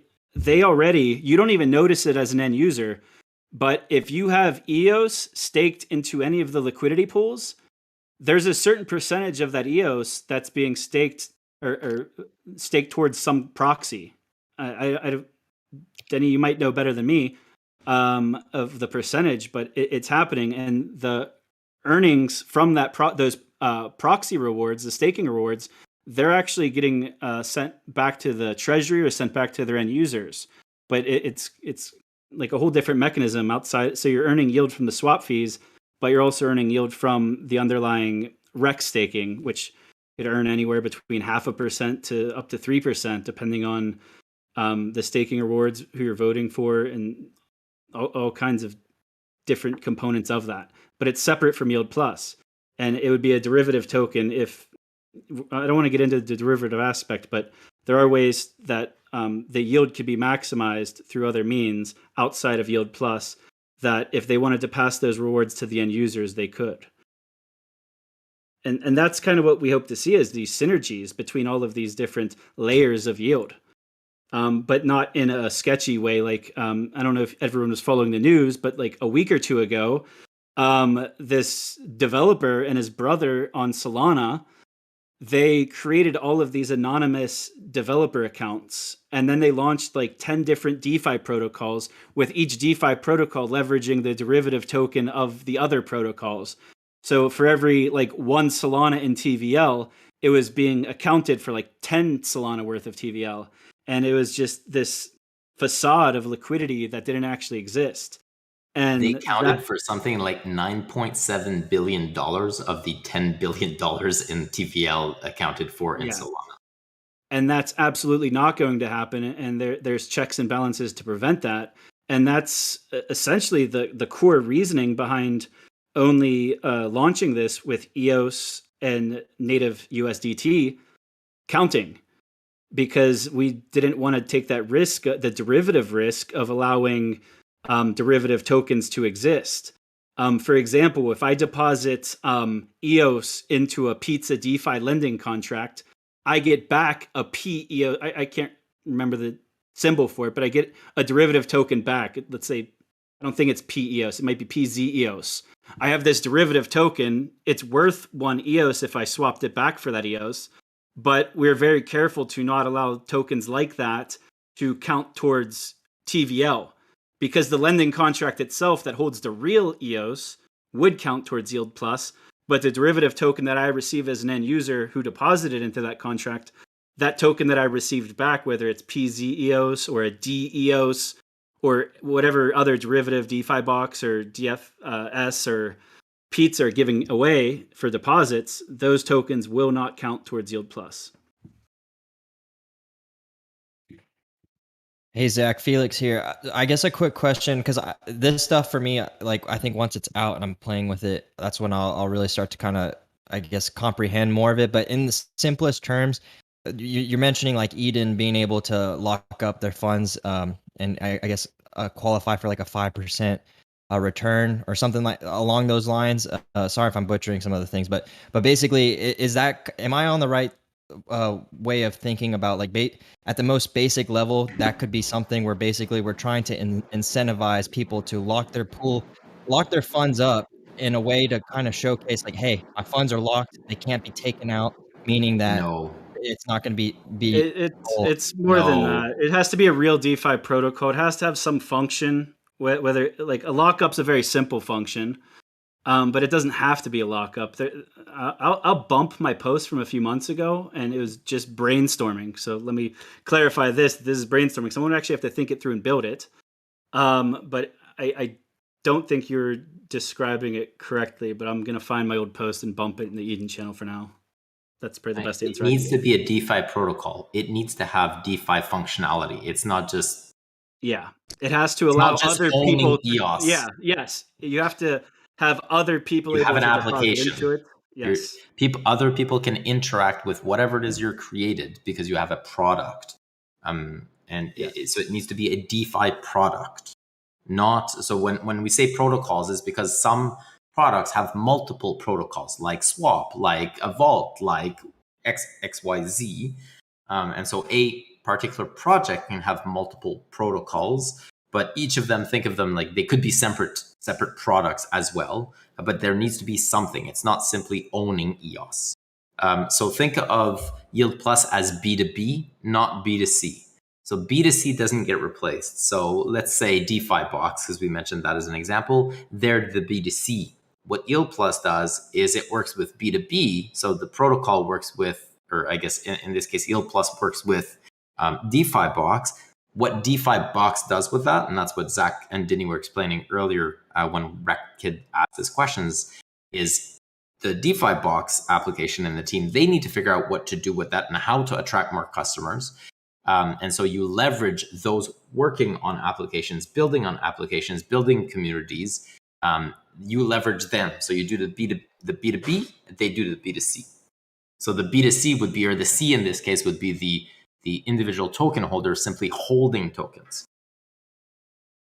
that wants to earn yield on their stake. They would, now the protocol, or I guess EOS, will incentivize applications to form, applications to gather EOS and USDT, so to increase the total value locked. So TVL is well known. I guess Denis, somewhat coined TTVL, true total value locked. That's why the hard assets that we keep referring to, simply being EOS and USDT for now. And so this idea is that the protocol now incentivizes, or Yield Plus incentivize applications to come to EOS and have higher TVL. The higher the TVL they have, the more rewards they can get, the more incentive they could provide to their users. And or more on development, and or more on, like Zack mentioned, multiple other ways. But the idea is then there's flexibility in there and how they spend that and how they attract customers. Ultimately, it's all about having more users come in, more TVL. That's the Yield Plus program. But it's leveraging applications instead of just going directly to the customer base. You do the B2B. Okay, cool. Thank you. Yeah. And what Zack is saying is Eden could be a B. Eden could create a DeFi application. And if it were to do that, it would already start with, if it's staked into itself or if it's leveraged its treasure into its own product, it would start with roughly close to enough EOS to meet the minimum threshold to get that extra boost in yield, which is 200,000 EOS. Okay. All right, cool. Yeah, I still think I follow some of it. It's still gonna, for me, it'll take a little bit to comprehend. But I guess this kind of brings up a thing that I've been kind of interested in. I sorry if this like kind of diverges the conversation. Then, yeah, I guess please excuse it. But basically, when I think of TVL, how that brings value to our token too is because it, in a way, it's when we lock up tokens and they can't be sold. There's value in that in some way, right? Because now it's kind of showing like the confidence that's staked to the currency. And then I don't know if that's kind of making sense, but those are just kind of like thoughts that come to mind of like, I see the value of locking up tokens in the ecosystem, because diamond hands are coming to mind in a sense, right? The longer you lock up tokens, that's like your investment saying like, hey, I believe in this, I'm sticking in this currency for, X many months, years, whatever. And if we have some type of incentivization to do that, I think also could generate a ton of value. And, potentially that's a DeFi product. Like I said, I'm still very green in this field and need to like really digest and comprehend like how DeFi will work and seeing applications and stuff will play. But I'm just kind of interested on like your viewpoint or perspective on kind of what I just shared as far as those ideas. Yeah, well, that's what the acronym stands for, right? Total value locked. And the higher the TVL, then, as you say, it gives a signal to the market that there's confidence in that particular project. So if a chain, or I guess TVL is somewhat of a KPI or is a metric that at this point is quite widespread in blockchain, where most chains advertise their TVL. Maybe Zack or Denis, you can share the I'm drawing a blank on the website that ranks chains by TVL. So yes, it does demonstrate. Yes, thank you, DeFi Llama. It does demonstrate, as you say, Felix, somewhat of a confidence in that underlying product. And incentivizing that TVL is what Yield Plus was designed to do from a mathematical point of view, as well as then the other criteria that you used. And if you really want to go into detail, I do invite you to read the 79 pages or 89 pages in Yield Plus. There's modeling as to why that might be, where they came about with those particular numbers, the minimum, minimum threshold and the cap, and what happens, what amount of funds would be incentivized to do this, et cetera, et cetera. It goes into much greater detail as to where that even comes about, if really that interests you, Felix. Okay, sweet. Yeah, I'll put that as something to review. But yeah, another reason why I've got the leap of faith with you guys. You guys are the brain power, and there's a lot of trust with that as well. So obviously, though, also doing my due diligence, I want to dive into that too, because DeFi gets me so excited, especially with the EVM. It makes so much fundamental sense as to how that truly adds value to a cryptocurrency, and then it becomes a little bit less speculative of like, okay, we really should see an appreciation of the price of EOS as the TVL starts to go up. And yeah, the other value is when it's kind of like someone buys EOS and they're like, well, now what do I do with my EOS? Well, right now there's only a few limited options, but soon there will be, especially with EVM, like there will be dozens and dozens, if not more, options of what you could actually do with your EOS to put it to work. If you're someone who doesn't typically withdraw your tokens from Coinbase or Binance, you just usually hold them there, and that's fine. That's a lot of users that do that. Then having the best possible yield for your EOS being, I keep jumping back and forth between EOS and EOS, but there's more options. Like why hold it on an exchange where there's no yield potentially, whenever you could bring it on chain and get a 5% plus yield on your EOS. Also, you as an end user, like, yeah, this stuff's complicated, but it doesn't need to be for an end user. For an end user, hopefully the protocols that emerge just make it super simple. Deposit your tokens here and earn yield. Like that's all you really need to know. The fact that, like, I guess you should have an understanding of what they're doing with it, but like with lending, for example, you deposit your tokens into a lending contract. The DeFi protocol lends those tokens out to other people who want to pay money to borrow them. And typically the amount borrowed compared to the amount of deposits is under 50%. So there's always like the ability to typically there's the ability to withdraw. But really, as an end user, if the DeFi protocols are doing their job and keeping things simple, all you need to know is deposit your tokens here, earn yield. But if you're a DeFi protocol developer, then you need to really understand all of the nuances of how this works and incentive models that exist and what you're going to do with the yield plus yield. But I imagine you're more of a consumer than a business. So that's what we were talking about with the B2B compared to the B2C. okay. And then when it comes to like kind of due diligence, because so I get what you're saying, and that's yeah, I love that for like the mainstream adoption. So I guess I'm trying to think also from that lens, how much due diligence is needed for when you lock up? Because I guess nothing's guaranteed, or like, well, everyone right? everyone who registers for Yield Plus must first register with Recover Plus. So as part, if that's the case, that means that the DeFi protocol went through a KYC process. Though they're listed on a portal, and that portal indicates whether or not they've been audited before. It's not necessarily a requirement, but it's definitely encouraged. So you would see the checkbox, are you audited? That's not a guarantee that there's no risk, but it reduces it a little bit. And then, are you open source? And if it's open source, you as a non-developer, you might not understand it, but ideally, there would be someone else in the community who you trust who can maybe validate that they've researched the open source code and they think it's good. Once again, doesn't remove all of the risk, but it should reduce it a little bit in your mind. So, and also, I guess, reputation of the project and the people behind the project. Are the project founders all anonymous, or are they not anonymous? Did they exist in the community before, or did they just show up randomly?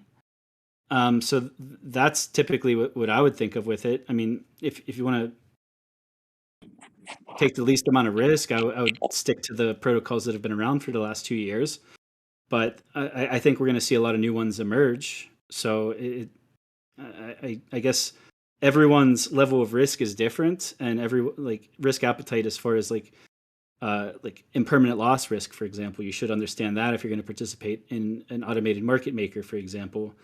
But I don't think I could tell you like how to do your due diligence. The tips I just gave you are a good starting point, but there's lots of generic DeFi materials out there, not even EOS specific, just DeFi specific across all chains, of how to conduct due diligence and what you should look for before putting your money in anything, because there's always risk. It's never 0%. It's just, what is your risk appetite?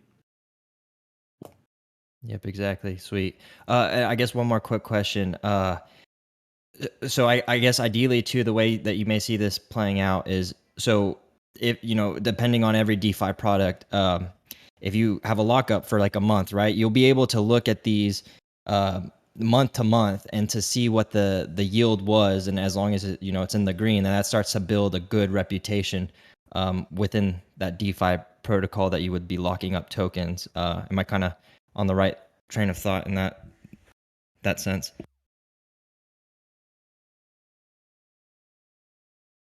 I'm not sure how to answer the question. I guess you could look at the charts on tokenyield.io. You could see whether the TVL is increasing or not. If it's continuously increasing, it's not a guarantee it's like your best option, but you could at least see that more and more EOS and Tether are pouring into it. So you can make assumptions there. But like I said, it's really hard to, I hate having these conversations with people because I don't want to give financial advice, especially when it comes to DeFi. But like I said, everyone's due diligence and risk exposure is different. So it's really, really hard for me to tell you how to do something. I can just kind of give basic guidelines. Yeah, I guess Yield Plus will be an ongoing topic as it unfolds over the next months. And I love the excitement here, but I'm a little bit awkward. We're 2 hours in the Fireside and I haven't gone through half of my topics yet. So I hope you guys mercifully allow me to move on with the topics.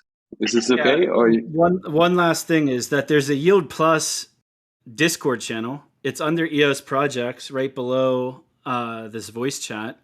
So I encourage you to ask all of your questions there, and then we could kind of respond async in the text chat. And we'll also be opening up a Telegram channel here shortly too. But for right now, there's a Discord channel. And it's right under the hackathon planning group, and you could probably see it over on EOS projects to your left.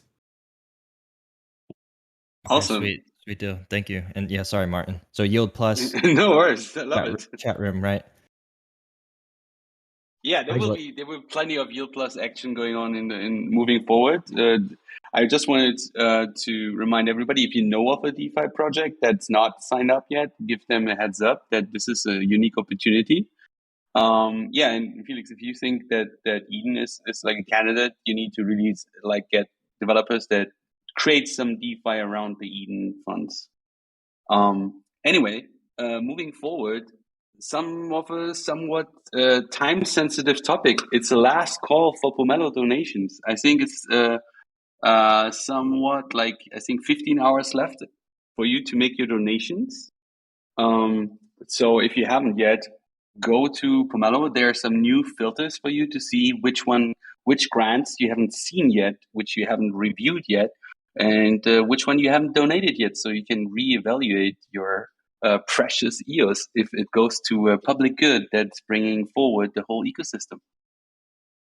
Those filters, I think, they're a direct reaction to some of the suggestions that Yves made earlier, in I think 2 fireside chats ago, where it was all about I can't see which I've seen before and which I've donated to. So the settings for these filters, they stay on. So whatever you have seen, however you organized your grants, it will stay when you revisit Pomelo.io. I think that was a great suggestion and made the UX, the user experience, way easier for me. I love it. But yeah, go back, donate. You have 15 hours left. I have some stats from last week. I'm not sure if Daniel wants to give us the latest stats I know we broke some records again in season 3. Yeah, happy to. So I posted, at least as of how many minutes ago, a little recently, I'll reply to my comment in the chat if you want to follow along. Here they are. I'll read them out for you here as well. So we've got and again, just in the last hour, I posted at the beginning of the show the latest stats, and then I posted them again maybe 10 minutes or so ago. We've got the number of approved grants hasn't changed. It's 172 approved grants, which is up from 140 approved grants from season 2. So far, there's been $82,000 in donations raised from 6,132 unique contributions. So it's great results so far. Still 15 hours to go, almost exactly,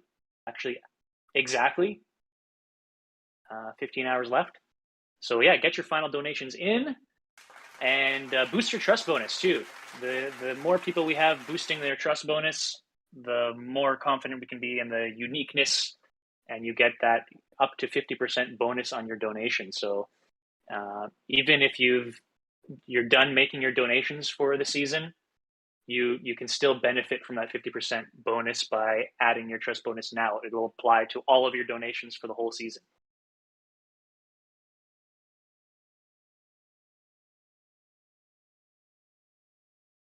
Yes, folks, boost your trust bonus.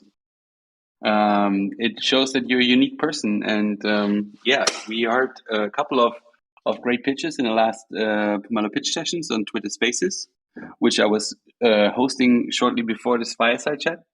And we heard great pitches again. Go to we recorded the spaces. If you want to listen to the pitches, go for it. There we had Corvin from Liquid, who's doing Anchor for Unity 3D. We had Mo talking about the Eden illustrative reputation system. They're doing great stuff with NFTs. We had, who else? We had Taras talking about the MSIG app, making it super easy to create MSIGs for people that not necessarily are experts. And who else? Yeah, we had Rob doing like a Python library for EOS developers, EOS smart contracts, or EOSIO actually, like Antelope moving forwards. Yeah, I think Rob dropped like the Antelope wording like 4 times in his pitch, so kudos to him. It was a great pitch session, and looking forward to season 4. But for now, really boost your trust bonus and make the last donations. Give it a great finale for season 4. Can't wait for season 3. Can't wait for season 4. Sorry, guys. All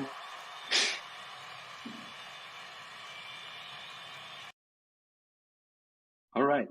Anybody else wants to talk about the Pomelo? Anybody else wants to share their experiences? Otherwise, we will move forward with the topics.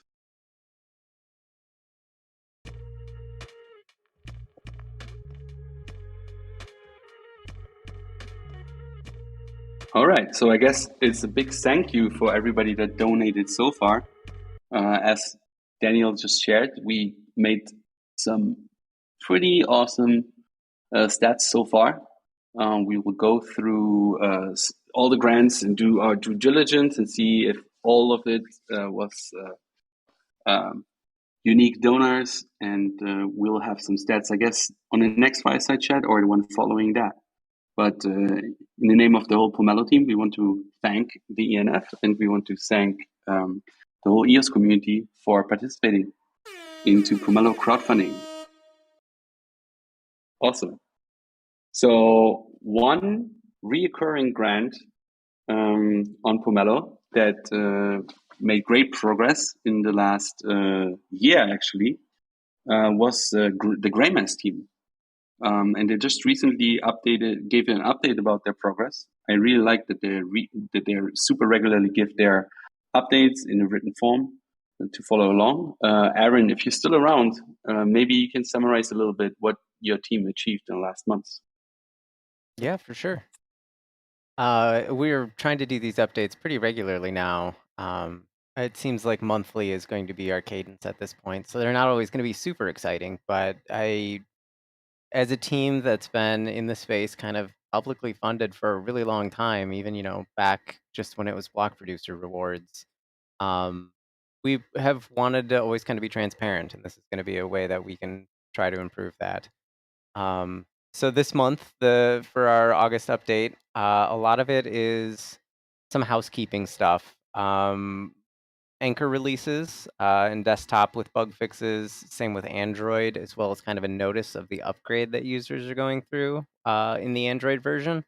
Gotten some support tickets where people have reached out and they're like, what is going on here? Because the messaging wasn't super clear. We'll work on cleaning that up, but we figured a public notice that says, yes, this is us migrating your keys in Anchor to a better format. We try to put that out in a public place such as these blog formats. So also an update in Unicove about the earn interfaces that we're working on right now.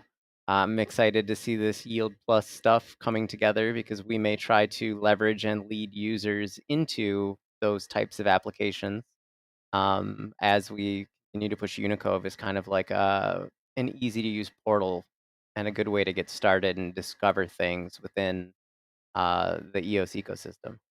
So that'll be exciting. And we also have been publishing some new guides and updating our support portal, trying to get to a point where users who are using Anchor and or Unicove really do have a place where they can reach out and ask questions.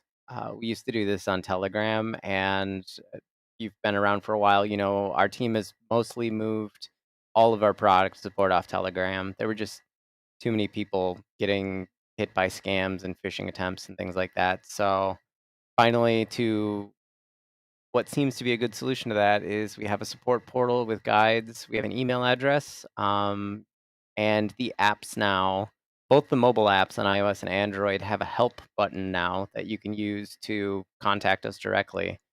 And we typically can turn around and provide answers within 24 hours or so. We're still growing all of that side of things, so it'll be interesting to see how that scales as Anchor continues to grow.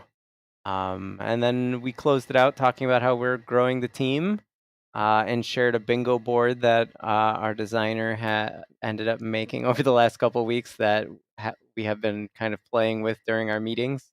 It's just a list of commonly occurring events that happen during our meetings and seeing if anybody can get a bingo. And then I guess just to follow on that, we just within the last 15, 20 minutes published a more in-depth blog post about what we're hiring for right now. You can find it on our Medium blog, which is greymass.medium.com, or find us on Twitter. We tweeted about it as well. And it will lead into that post where it describes the 3 roles that we're looking for right now. We have a lot of roles that we need to fill, but these we decided were the highest priority. We're looking for a product manager or a project manager. There's a lot of names for this role. An API developer to help us with our history solution and Fuel. And we're also looking for a TypeScript developer that can help us with SDK development, since we are planning on ramping up our efforts in the web client SDKs. So if you have those skills, we're looking for people at the top end of those skill sets right now because we need people that can build very unsupervised. Same goes for the product manager. We're looking for somebody who can potentially build a team of people that can help, organize and manage projects. The API side, it'll be fairly senior Golang development. And on the SDK side, it's going to require pretty deep knowledge of both EOSIO and how TypeScript works. So check those out. Feel free to reach out. And yeah, I tried to keep it brief. I don't know if I was successful.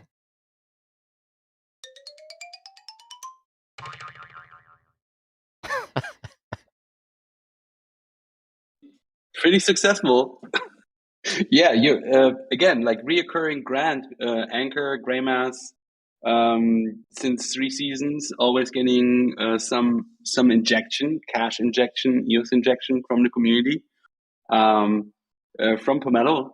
And I love to hear that how you're thriving, how your team is growing, how you can look for more people to help you building out the vision that you're having for easy onboarding, for SDKs, for wallets, for Anchor. It's great to hear. Yeah, everybody out there who hasn't donated to Anchor and Greymass yet, do so. These people do amazing work. These systems that have been around for less than a year now have really helped us a lot. These blog posts are kind of evidence of that growth.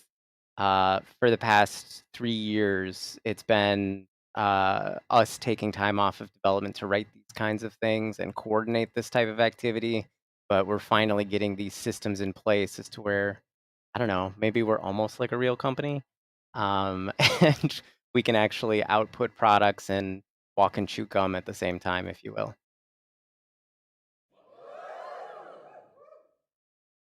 So a big thank you to the ENF, to the Pomelo team, to the coalition, to all of these parties, to Eden, all of these systems that are trying to enable creators in this space. I think are all doing a great job and have been showing that there are successful cases where this is helping. Not to dwell too much on the past, but there have been a lot of rough times in the past where it was hard to find support as a creator in the space.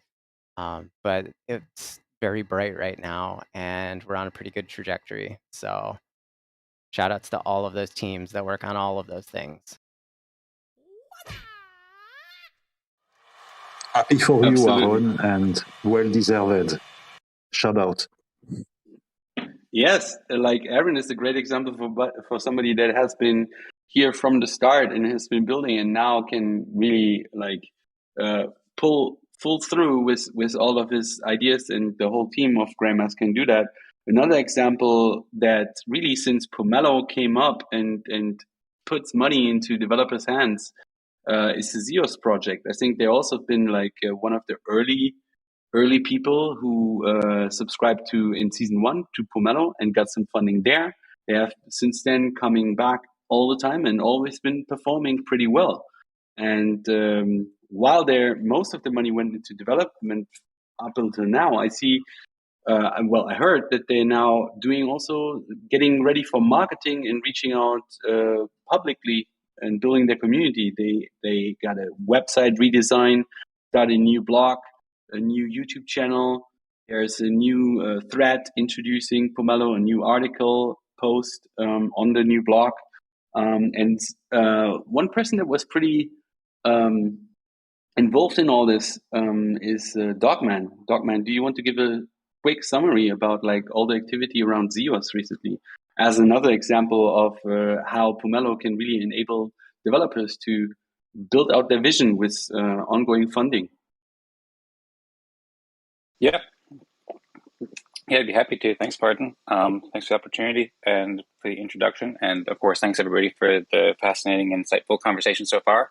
But yeah, I've been doing, I've been researching ZEOS quite a bit for a story on the hot sauce this week. And then I've also been working with Matthias a lot closely, as well as Felix, to help promote ZEOS and also to start up a ZEOS Fractal in the coming weeks. And ZEOS is doing a lot of really exciting things. It's been really cool getting to know Matthias. We encourage him to join, and I know he's super busy, so hopefully he can join soon. And obviously, Matthias and many other people in the community know much more than I do. So if I miss anything, then feel free to jump in and share, I suppose. But I'll just provide like a brief summary. ZEOS has been doing a lot of cool things for a while now with the help of Pomelo, and now it's cool to see ZEOS is sharing more publicly. So of course, it's been going on for like over a year now, I think. It was originally the POS airdrop. Of course, ZEOS, I think that Martin introduced it, but just in case anybody isn't familiar, ZEOS basically enables private transactions on EOS for both the ZEOS token and any other token on EOS. So it enables like a fully private DeFi ecosystem. And there's also a lot more that Matthias has been sharing with me that it sounds really great too. So he released a white paper a couple months ago, and that white paper talked about a ZEOS DEX, so people can privately trade, and Z assets, where people can make like different kinds of leverage tokens and all sorts of different DeFi applications, but doing it with privacy. Also, easy account access where you don't need to make an EOS academic transaction. And as I mentioned, the ZEOS Fractal seems like a really exciting way to decentralize the governance and also make it agile and also help promote the project, which seems especially important for ZEOS. So this week, I co-hosted an interview with Matthias and Felix, and we started up the new ZEOS YouTube channel, and we had a great interview. It was like 45 minutes long. There was a lot of great insights, and it was also fun too. We had a good time. And then earlier that day, we had kind of an interview and AMA with Matthias at the Eden Town Hall that I also co-hosted with Felix, and talked a bit about just generally ZEOS, and then we talked about especially the importance of decentralization for fractal governance and ZEOS Fractal, and Matthias has also been helping with the Eden Fractal and participating fractally, and Matthias has talked about how that's really important for a privacy application because there's recent things like with Tornado Cash where some governments aren't liking privacy. And then there's also an upcoming interview with Patrick from Nova Crypto with Matthias I've heard is very good. And then, yeah, he's been putting out a lot of great tweets, amplifying them with the swarms, and the tweets do a great job of like breaking down all the different aspects or many different aspects of ZEOS, as well as a new blog post on the new Medium. And then, he's also got a Pomelo pitch for Web3 is kind of aiming to kind of revive the DApp network and make it so that not just the application and like the protocol is decentralized, but also like the full stack. So like the front end and so forth with liquid storage from the DApp network for decentralized storage and Immortal apps and EOS DNS and Web3 browser and stuff. So that's, I suppose, a high-level overview of it. You can learn more at ZEOS.one, and it's been really cool getting to see all the great stuff that Matthias is doing. It's been a pleasure working with him, so I'm really excited about the progress of ZEOS so far, and I'm looking forward to working with Matthias more. Also, one thing, Mails I hear too, because I've been promoting Matthias' Pomelo pitch, but I also just got the Eden Creators Pomelo pitch live and approved too. So I very much appreciate if people can support that. That's also helping with the ZEOS Fractal and lots of cool things on EOS. But that's kind of an overview, and I'd be happy to answer any questions that I'm able to. And I hope that made sense and was helpful. Yeah, awesome. Thank you for the quick overview of like the activity that's going around EOS, ZEOS, also EOS.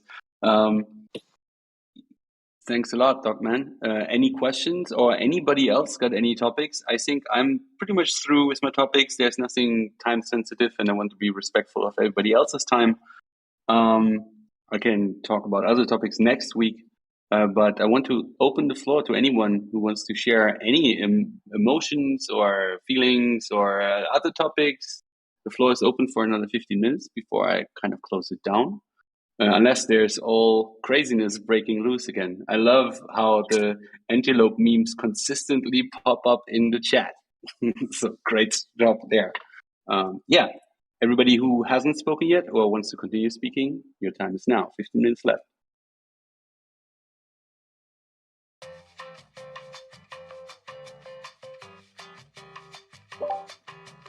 I've got a question about the other chains that passed on the rebrand. What does that actually mean? Did they just pass on contributing? Do they pass on? It's difficult for me to imagine that they're no longer going to draw on the common code. So I'm curious to know what that means. And I've got another question after that, please. The code's open source, so some of the non-participating chains have already been forking out and using some of the code. They stopped showing up to the coalition meetings. They declined to contribute financially. And when I say financially, I mean weighted by market cap and liquidity depth. So the lower cap chains everyone's paying the same essentially in proportion to their market cap, which is why EOS has contributed the most. So that's all it really means is they're not going to be, like right now the website just shows the 4 logos, for example. Eventually it might expand to contributing and non-contributing members just to highlight how many entities are using the code. But whenever we say that they didn't participate, it's more or less when it came time to pull together funds, because we had this whole roadmap of 22 high priority items, including like the IBC and the faster finality. Once it came time to put money into the shared treasury under a multi-sig, they backed out. And then shortly thereafter, they didn't show up to meetings anymore. Okay. My second question is, was there a discussion or a specific intention to eliminate not to recognize Dan Larimer as the creator of the code? I mean, they were recognized. So we're redoing the Mandel upgrade guide and the Mandel feature guide, for example, and updating all the terminology. And it came up just today of like, what do we do about Mandel 3.0? Because Leap 3.1 exists now, but Dan and Fractally essentially did Mandel 3.0, and they'll continue to get credit. They're highlighted in the blog articles they were the initial engineering team that started what became Antelope. And I don't think it's lost on anyone that Dan created it. What do you mean? Like, did you want us to like elevate him more or like talk about him more in the like materials? Well, he's not on the website or the press release, and he did create the whole thing, and he's the reason why all of us are here. So, like the engineers I don't know if they're still on this call, but if you go through the code repo, the original one, EOSIO, and you look at who are the top contributors that built EOSIO, you'll see Matt Witherspoon's name in ENF Engineer. You'll see Areg in ENF Engineer. You'll see OCI developers. You'll see Phil Mesnier, who's on this call. That's who built EOSIO. Dan is the architect. And don't forget Bucky. But thank you. Bucky, Vlad's probably on there somewhere. Probably a lot of other people. Yeah, Vlad and Lynn are also have contributed in there now in ENF. Yep. So not to take anything away from Dan. Dan's the architect. He kind of had the initial vision, but the people who actually built the EOSIO protocol, now the Antelope framework, they're all with DNF, they're all with OCI, and they all got credit, and they've been the ones building this for the last 7 months. And like I said, Dan's focused on Fractally, and that's great because it's still based on similar technology, but they haven't been participating over the last 6 months, whereas everyone else has been showing up every week and doing the work. So it's not to take away from Dan, but this isn't Dan's baby anymore. It's kind of like Steam, like, and Hive. It's kind of like the Hive founder kind of got mad at Dan for trying to take credit because Hive has actually done a lot of work since forking away from Steam, and even before that, since Dan leaving Steam. Like at a certain point, like your baby grows up and it becomes its own adult or teenager or whatever metaphor you want to use, and it's kind of taken its own direction. So, and that's not to take away from Dan, because Dan's innovating in his own way with governance and Fractally and the database optimizations he's been blogging about. But when it comes to Antelope, like he got credit for Mandel 3.0, and then the code was handed off to the NF engineering team. And I see how much they work and have worked. And the code repo itself speaks to that. The original one, the block one, out of the top 10 code contributors, I think 7 of them are with OCI or the ENF. My last question is, thank you for that, Zach. My last question is, are the exchanges or any of their block producer related entities participating in Yield Plus that you're aware of?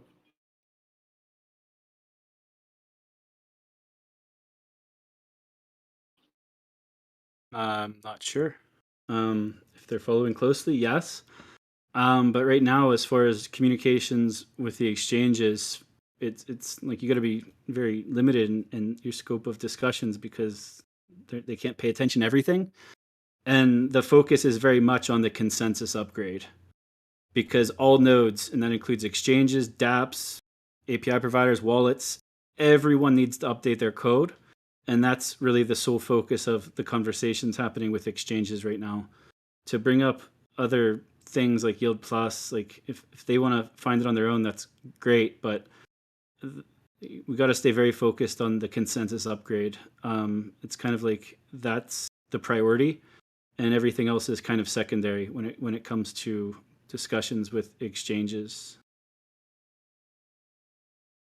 And also the node operators are a lot of times these exchange businesses that happen to run nodes and staking pools. They're usually very much different people and departments than the other parts of the exchange business. It's very compartmentalized. So you see it like Binance, for example. You see Binance as a single entity because it's all Binance. It's all under the Binance umbrella. But within Binance, there's like 20 different teams, and they all do different things. So and they all have different points of contact, for example.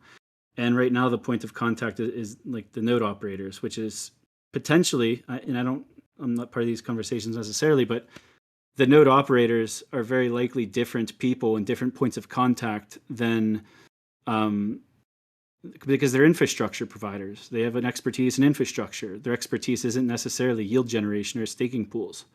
So that might be another department of like profit generation or yield generation within their exchange itself. And right now, we're focused on communicating with the infrastructure providers, the people who work with the infrastructure and are responsible for upgrading the software. But Yield Plus will be front and center. I mean, right now all eyes are on Antelope. CoinDesk mentioned Yield Plus in their article. As the rewards program kicks off, it'll be a continuous messaging. So if they don't catch the news in CoinDesk, Cointelegraph, The Block, and top tier medias, then I guess shame on them. You can't. You could lead a You lead a horse to water type. I forget the metaphor, but yeah, there's only so much we could do. We're going to be very loud. Yield Plus, it's a very big initiative, and as we work towards the reward starting, and it'll be a continuous communications and marketing campaign.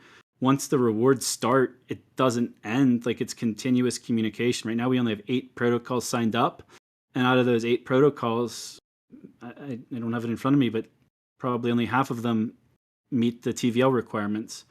So we're going to continue the comms on this, and it'll be continuous. So even if these entities aren't participating initially, they may participate in the future, but exchanges aren't really the target demographic.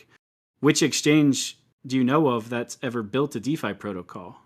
Like even Binance, as popular as Binance Smart Chain is, Binance themselves aren't running any DeFi protocols on it.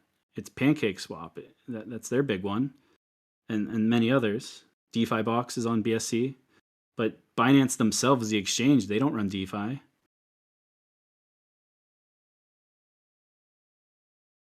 Thank you, Zach. I appreciate your answer. Thank you very much. All right. Thanks, Zach. Thanks, Perry, for the question. I hope everything is answered well. Anybody else? I said like 15 minutes. I think there are a couple of events coming up where we can. Where you can get like way more news and join the community. So in community events, for example, Yves will tomorrow, like in a couple of hours, 12 hours, be on BTS Labs, which is more, I think, Asian community focused, but as far as I know, it's going to be in English, and he's going to be on a panel discussion, I guess, with people from Chilis, Algorand, and Near Protocol. He's representing the EOS community. I will drop a link to this event shortly. It's going to be on YouTube. And tomorrow, don't forget to sign up for the Antelope Twitter Spaces. That's also there. So tomorrow will be another full day of EOS community events out in open.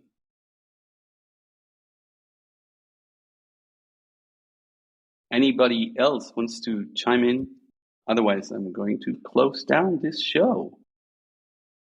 It's been 2.5 hours. Good. Yeah, I was just gonna Go for add. Go Yves, go Zack, go Ted, go E&F team. You guys are killing it, and just much love and appreciation your guys' way. Today has been an amazing day for all of the work that you guys have done, and this release has been very inspirational. And so just you guys are awesome. Just big shout out again. It's a yeah baby night, a yeah baby day for EOS and the world. Thank you, man. This is the start of our future. Go EOS. Go EOS! Yes. Go EOS, everybody. I guess that's marking the end of the show, everybody. Thanks for being with me. Thanks for being here on the Fireside Chat. It was my first time hosting the Fireside Chat. I hope I did okay. Next week, there might be Steph back. Thanks so much. And it's the time to show the world the power of the Antelope. 500 milliseconds. Leap forward with Antelope. I love this catchphrase. Dream Antelope, drink Antelope, and do all what you can. All right. How does an antelope go? Good music. Go EOS. Go EOS. Go EOS. Go Antelope. Go ENF. Go Pomelo. Go Eden Fractal. The lion is hungry for antelope. The lions are never follow, the sheep never lead, and the antelope challenging you. The lions are not ready for the herd of antelopes that's going to hit them. We hope the lions you want to be and be the antelope.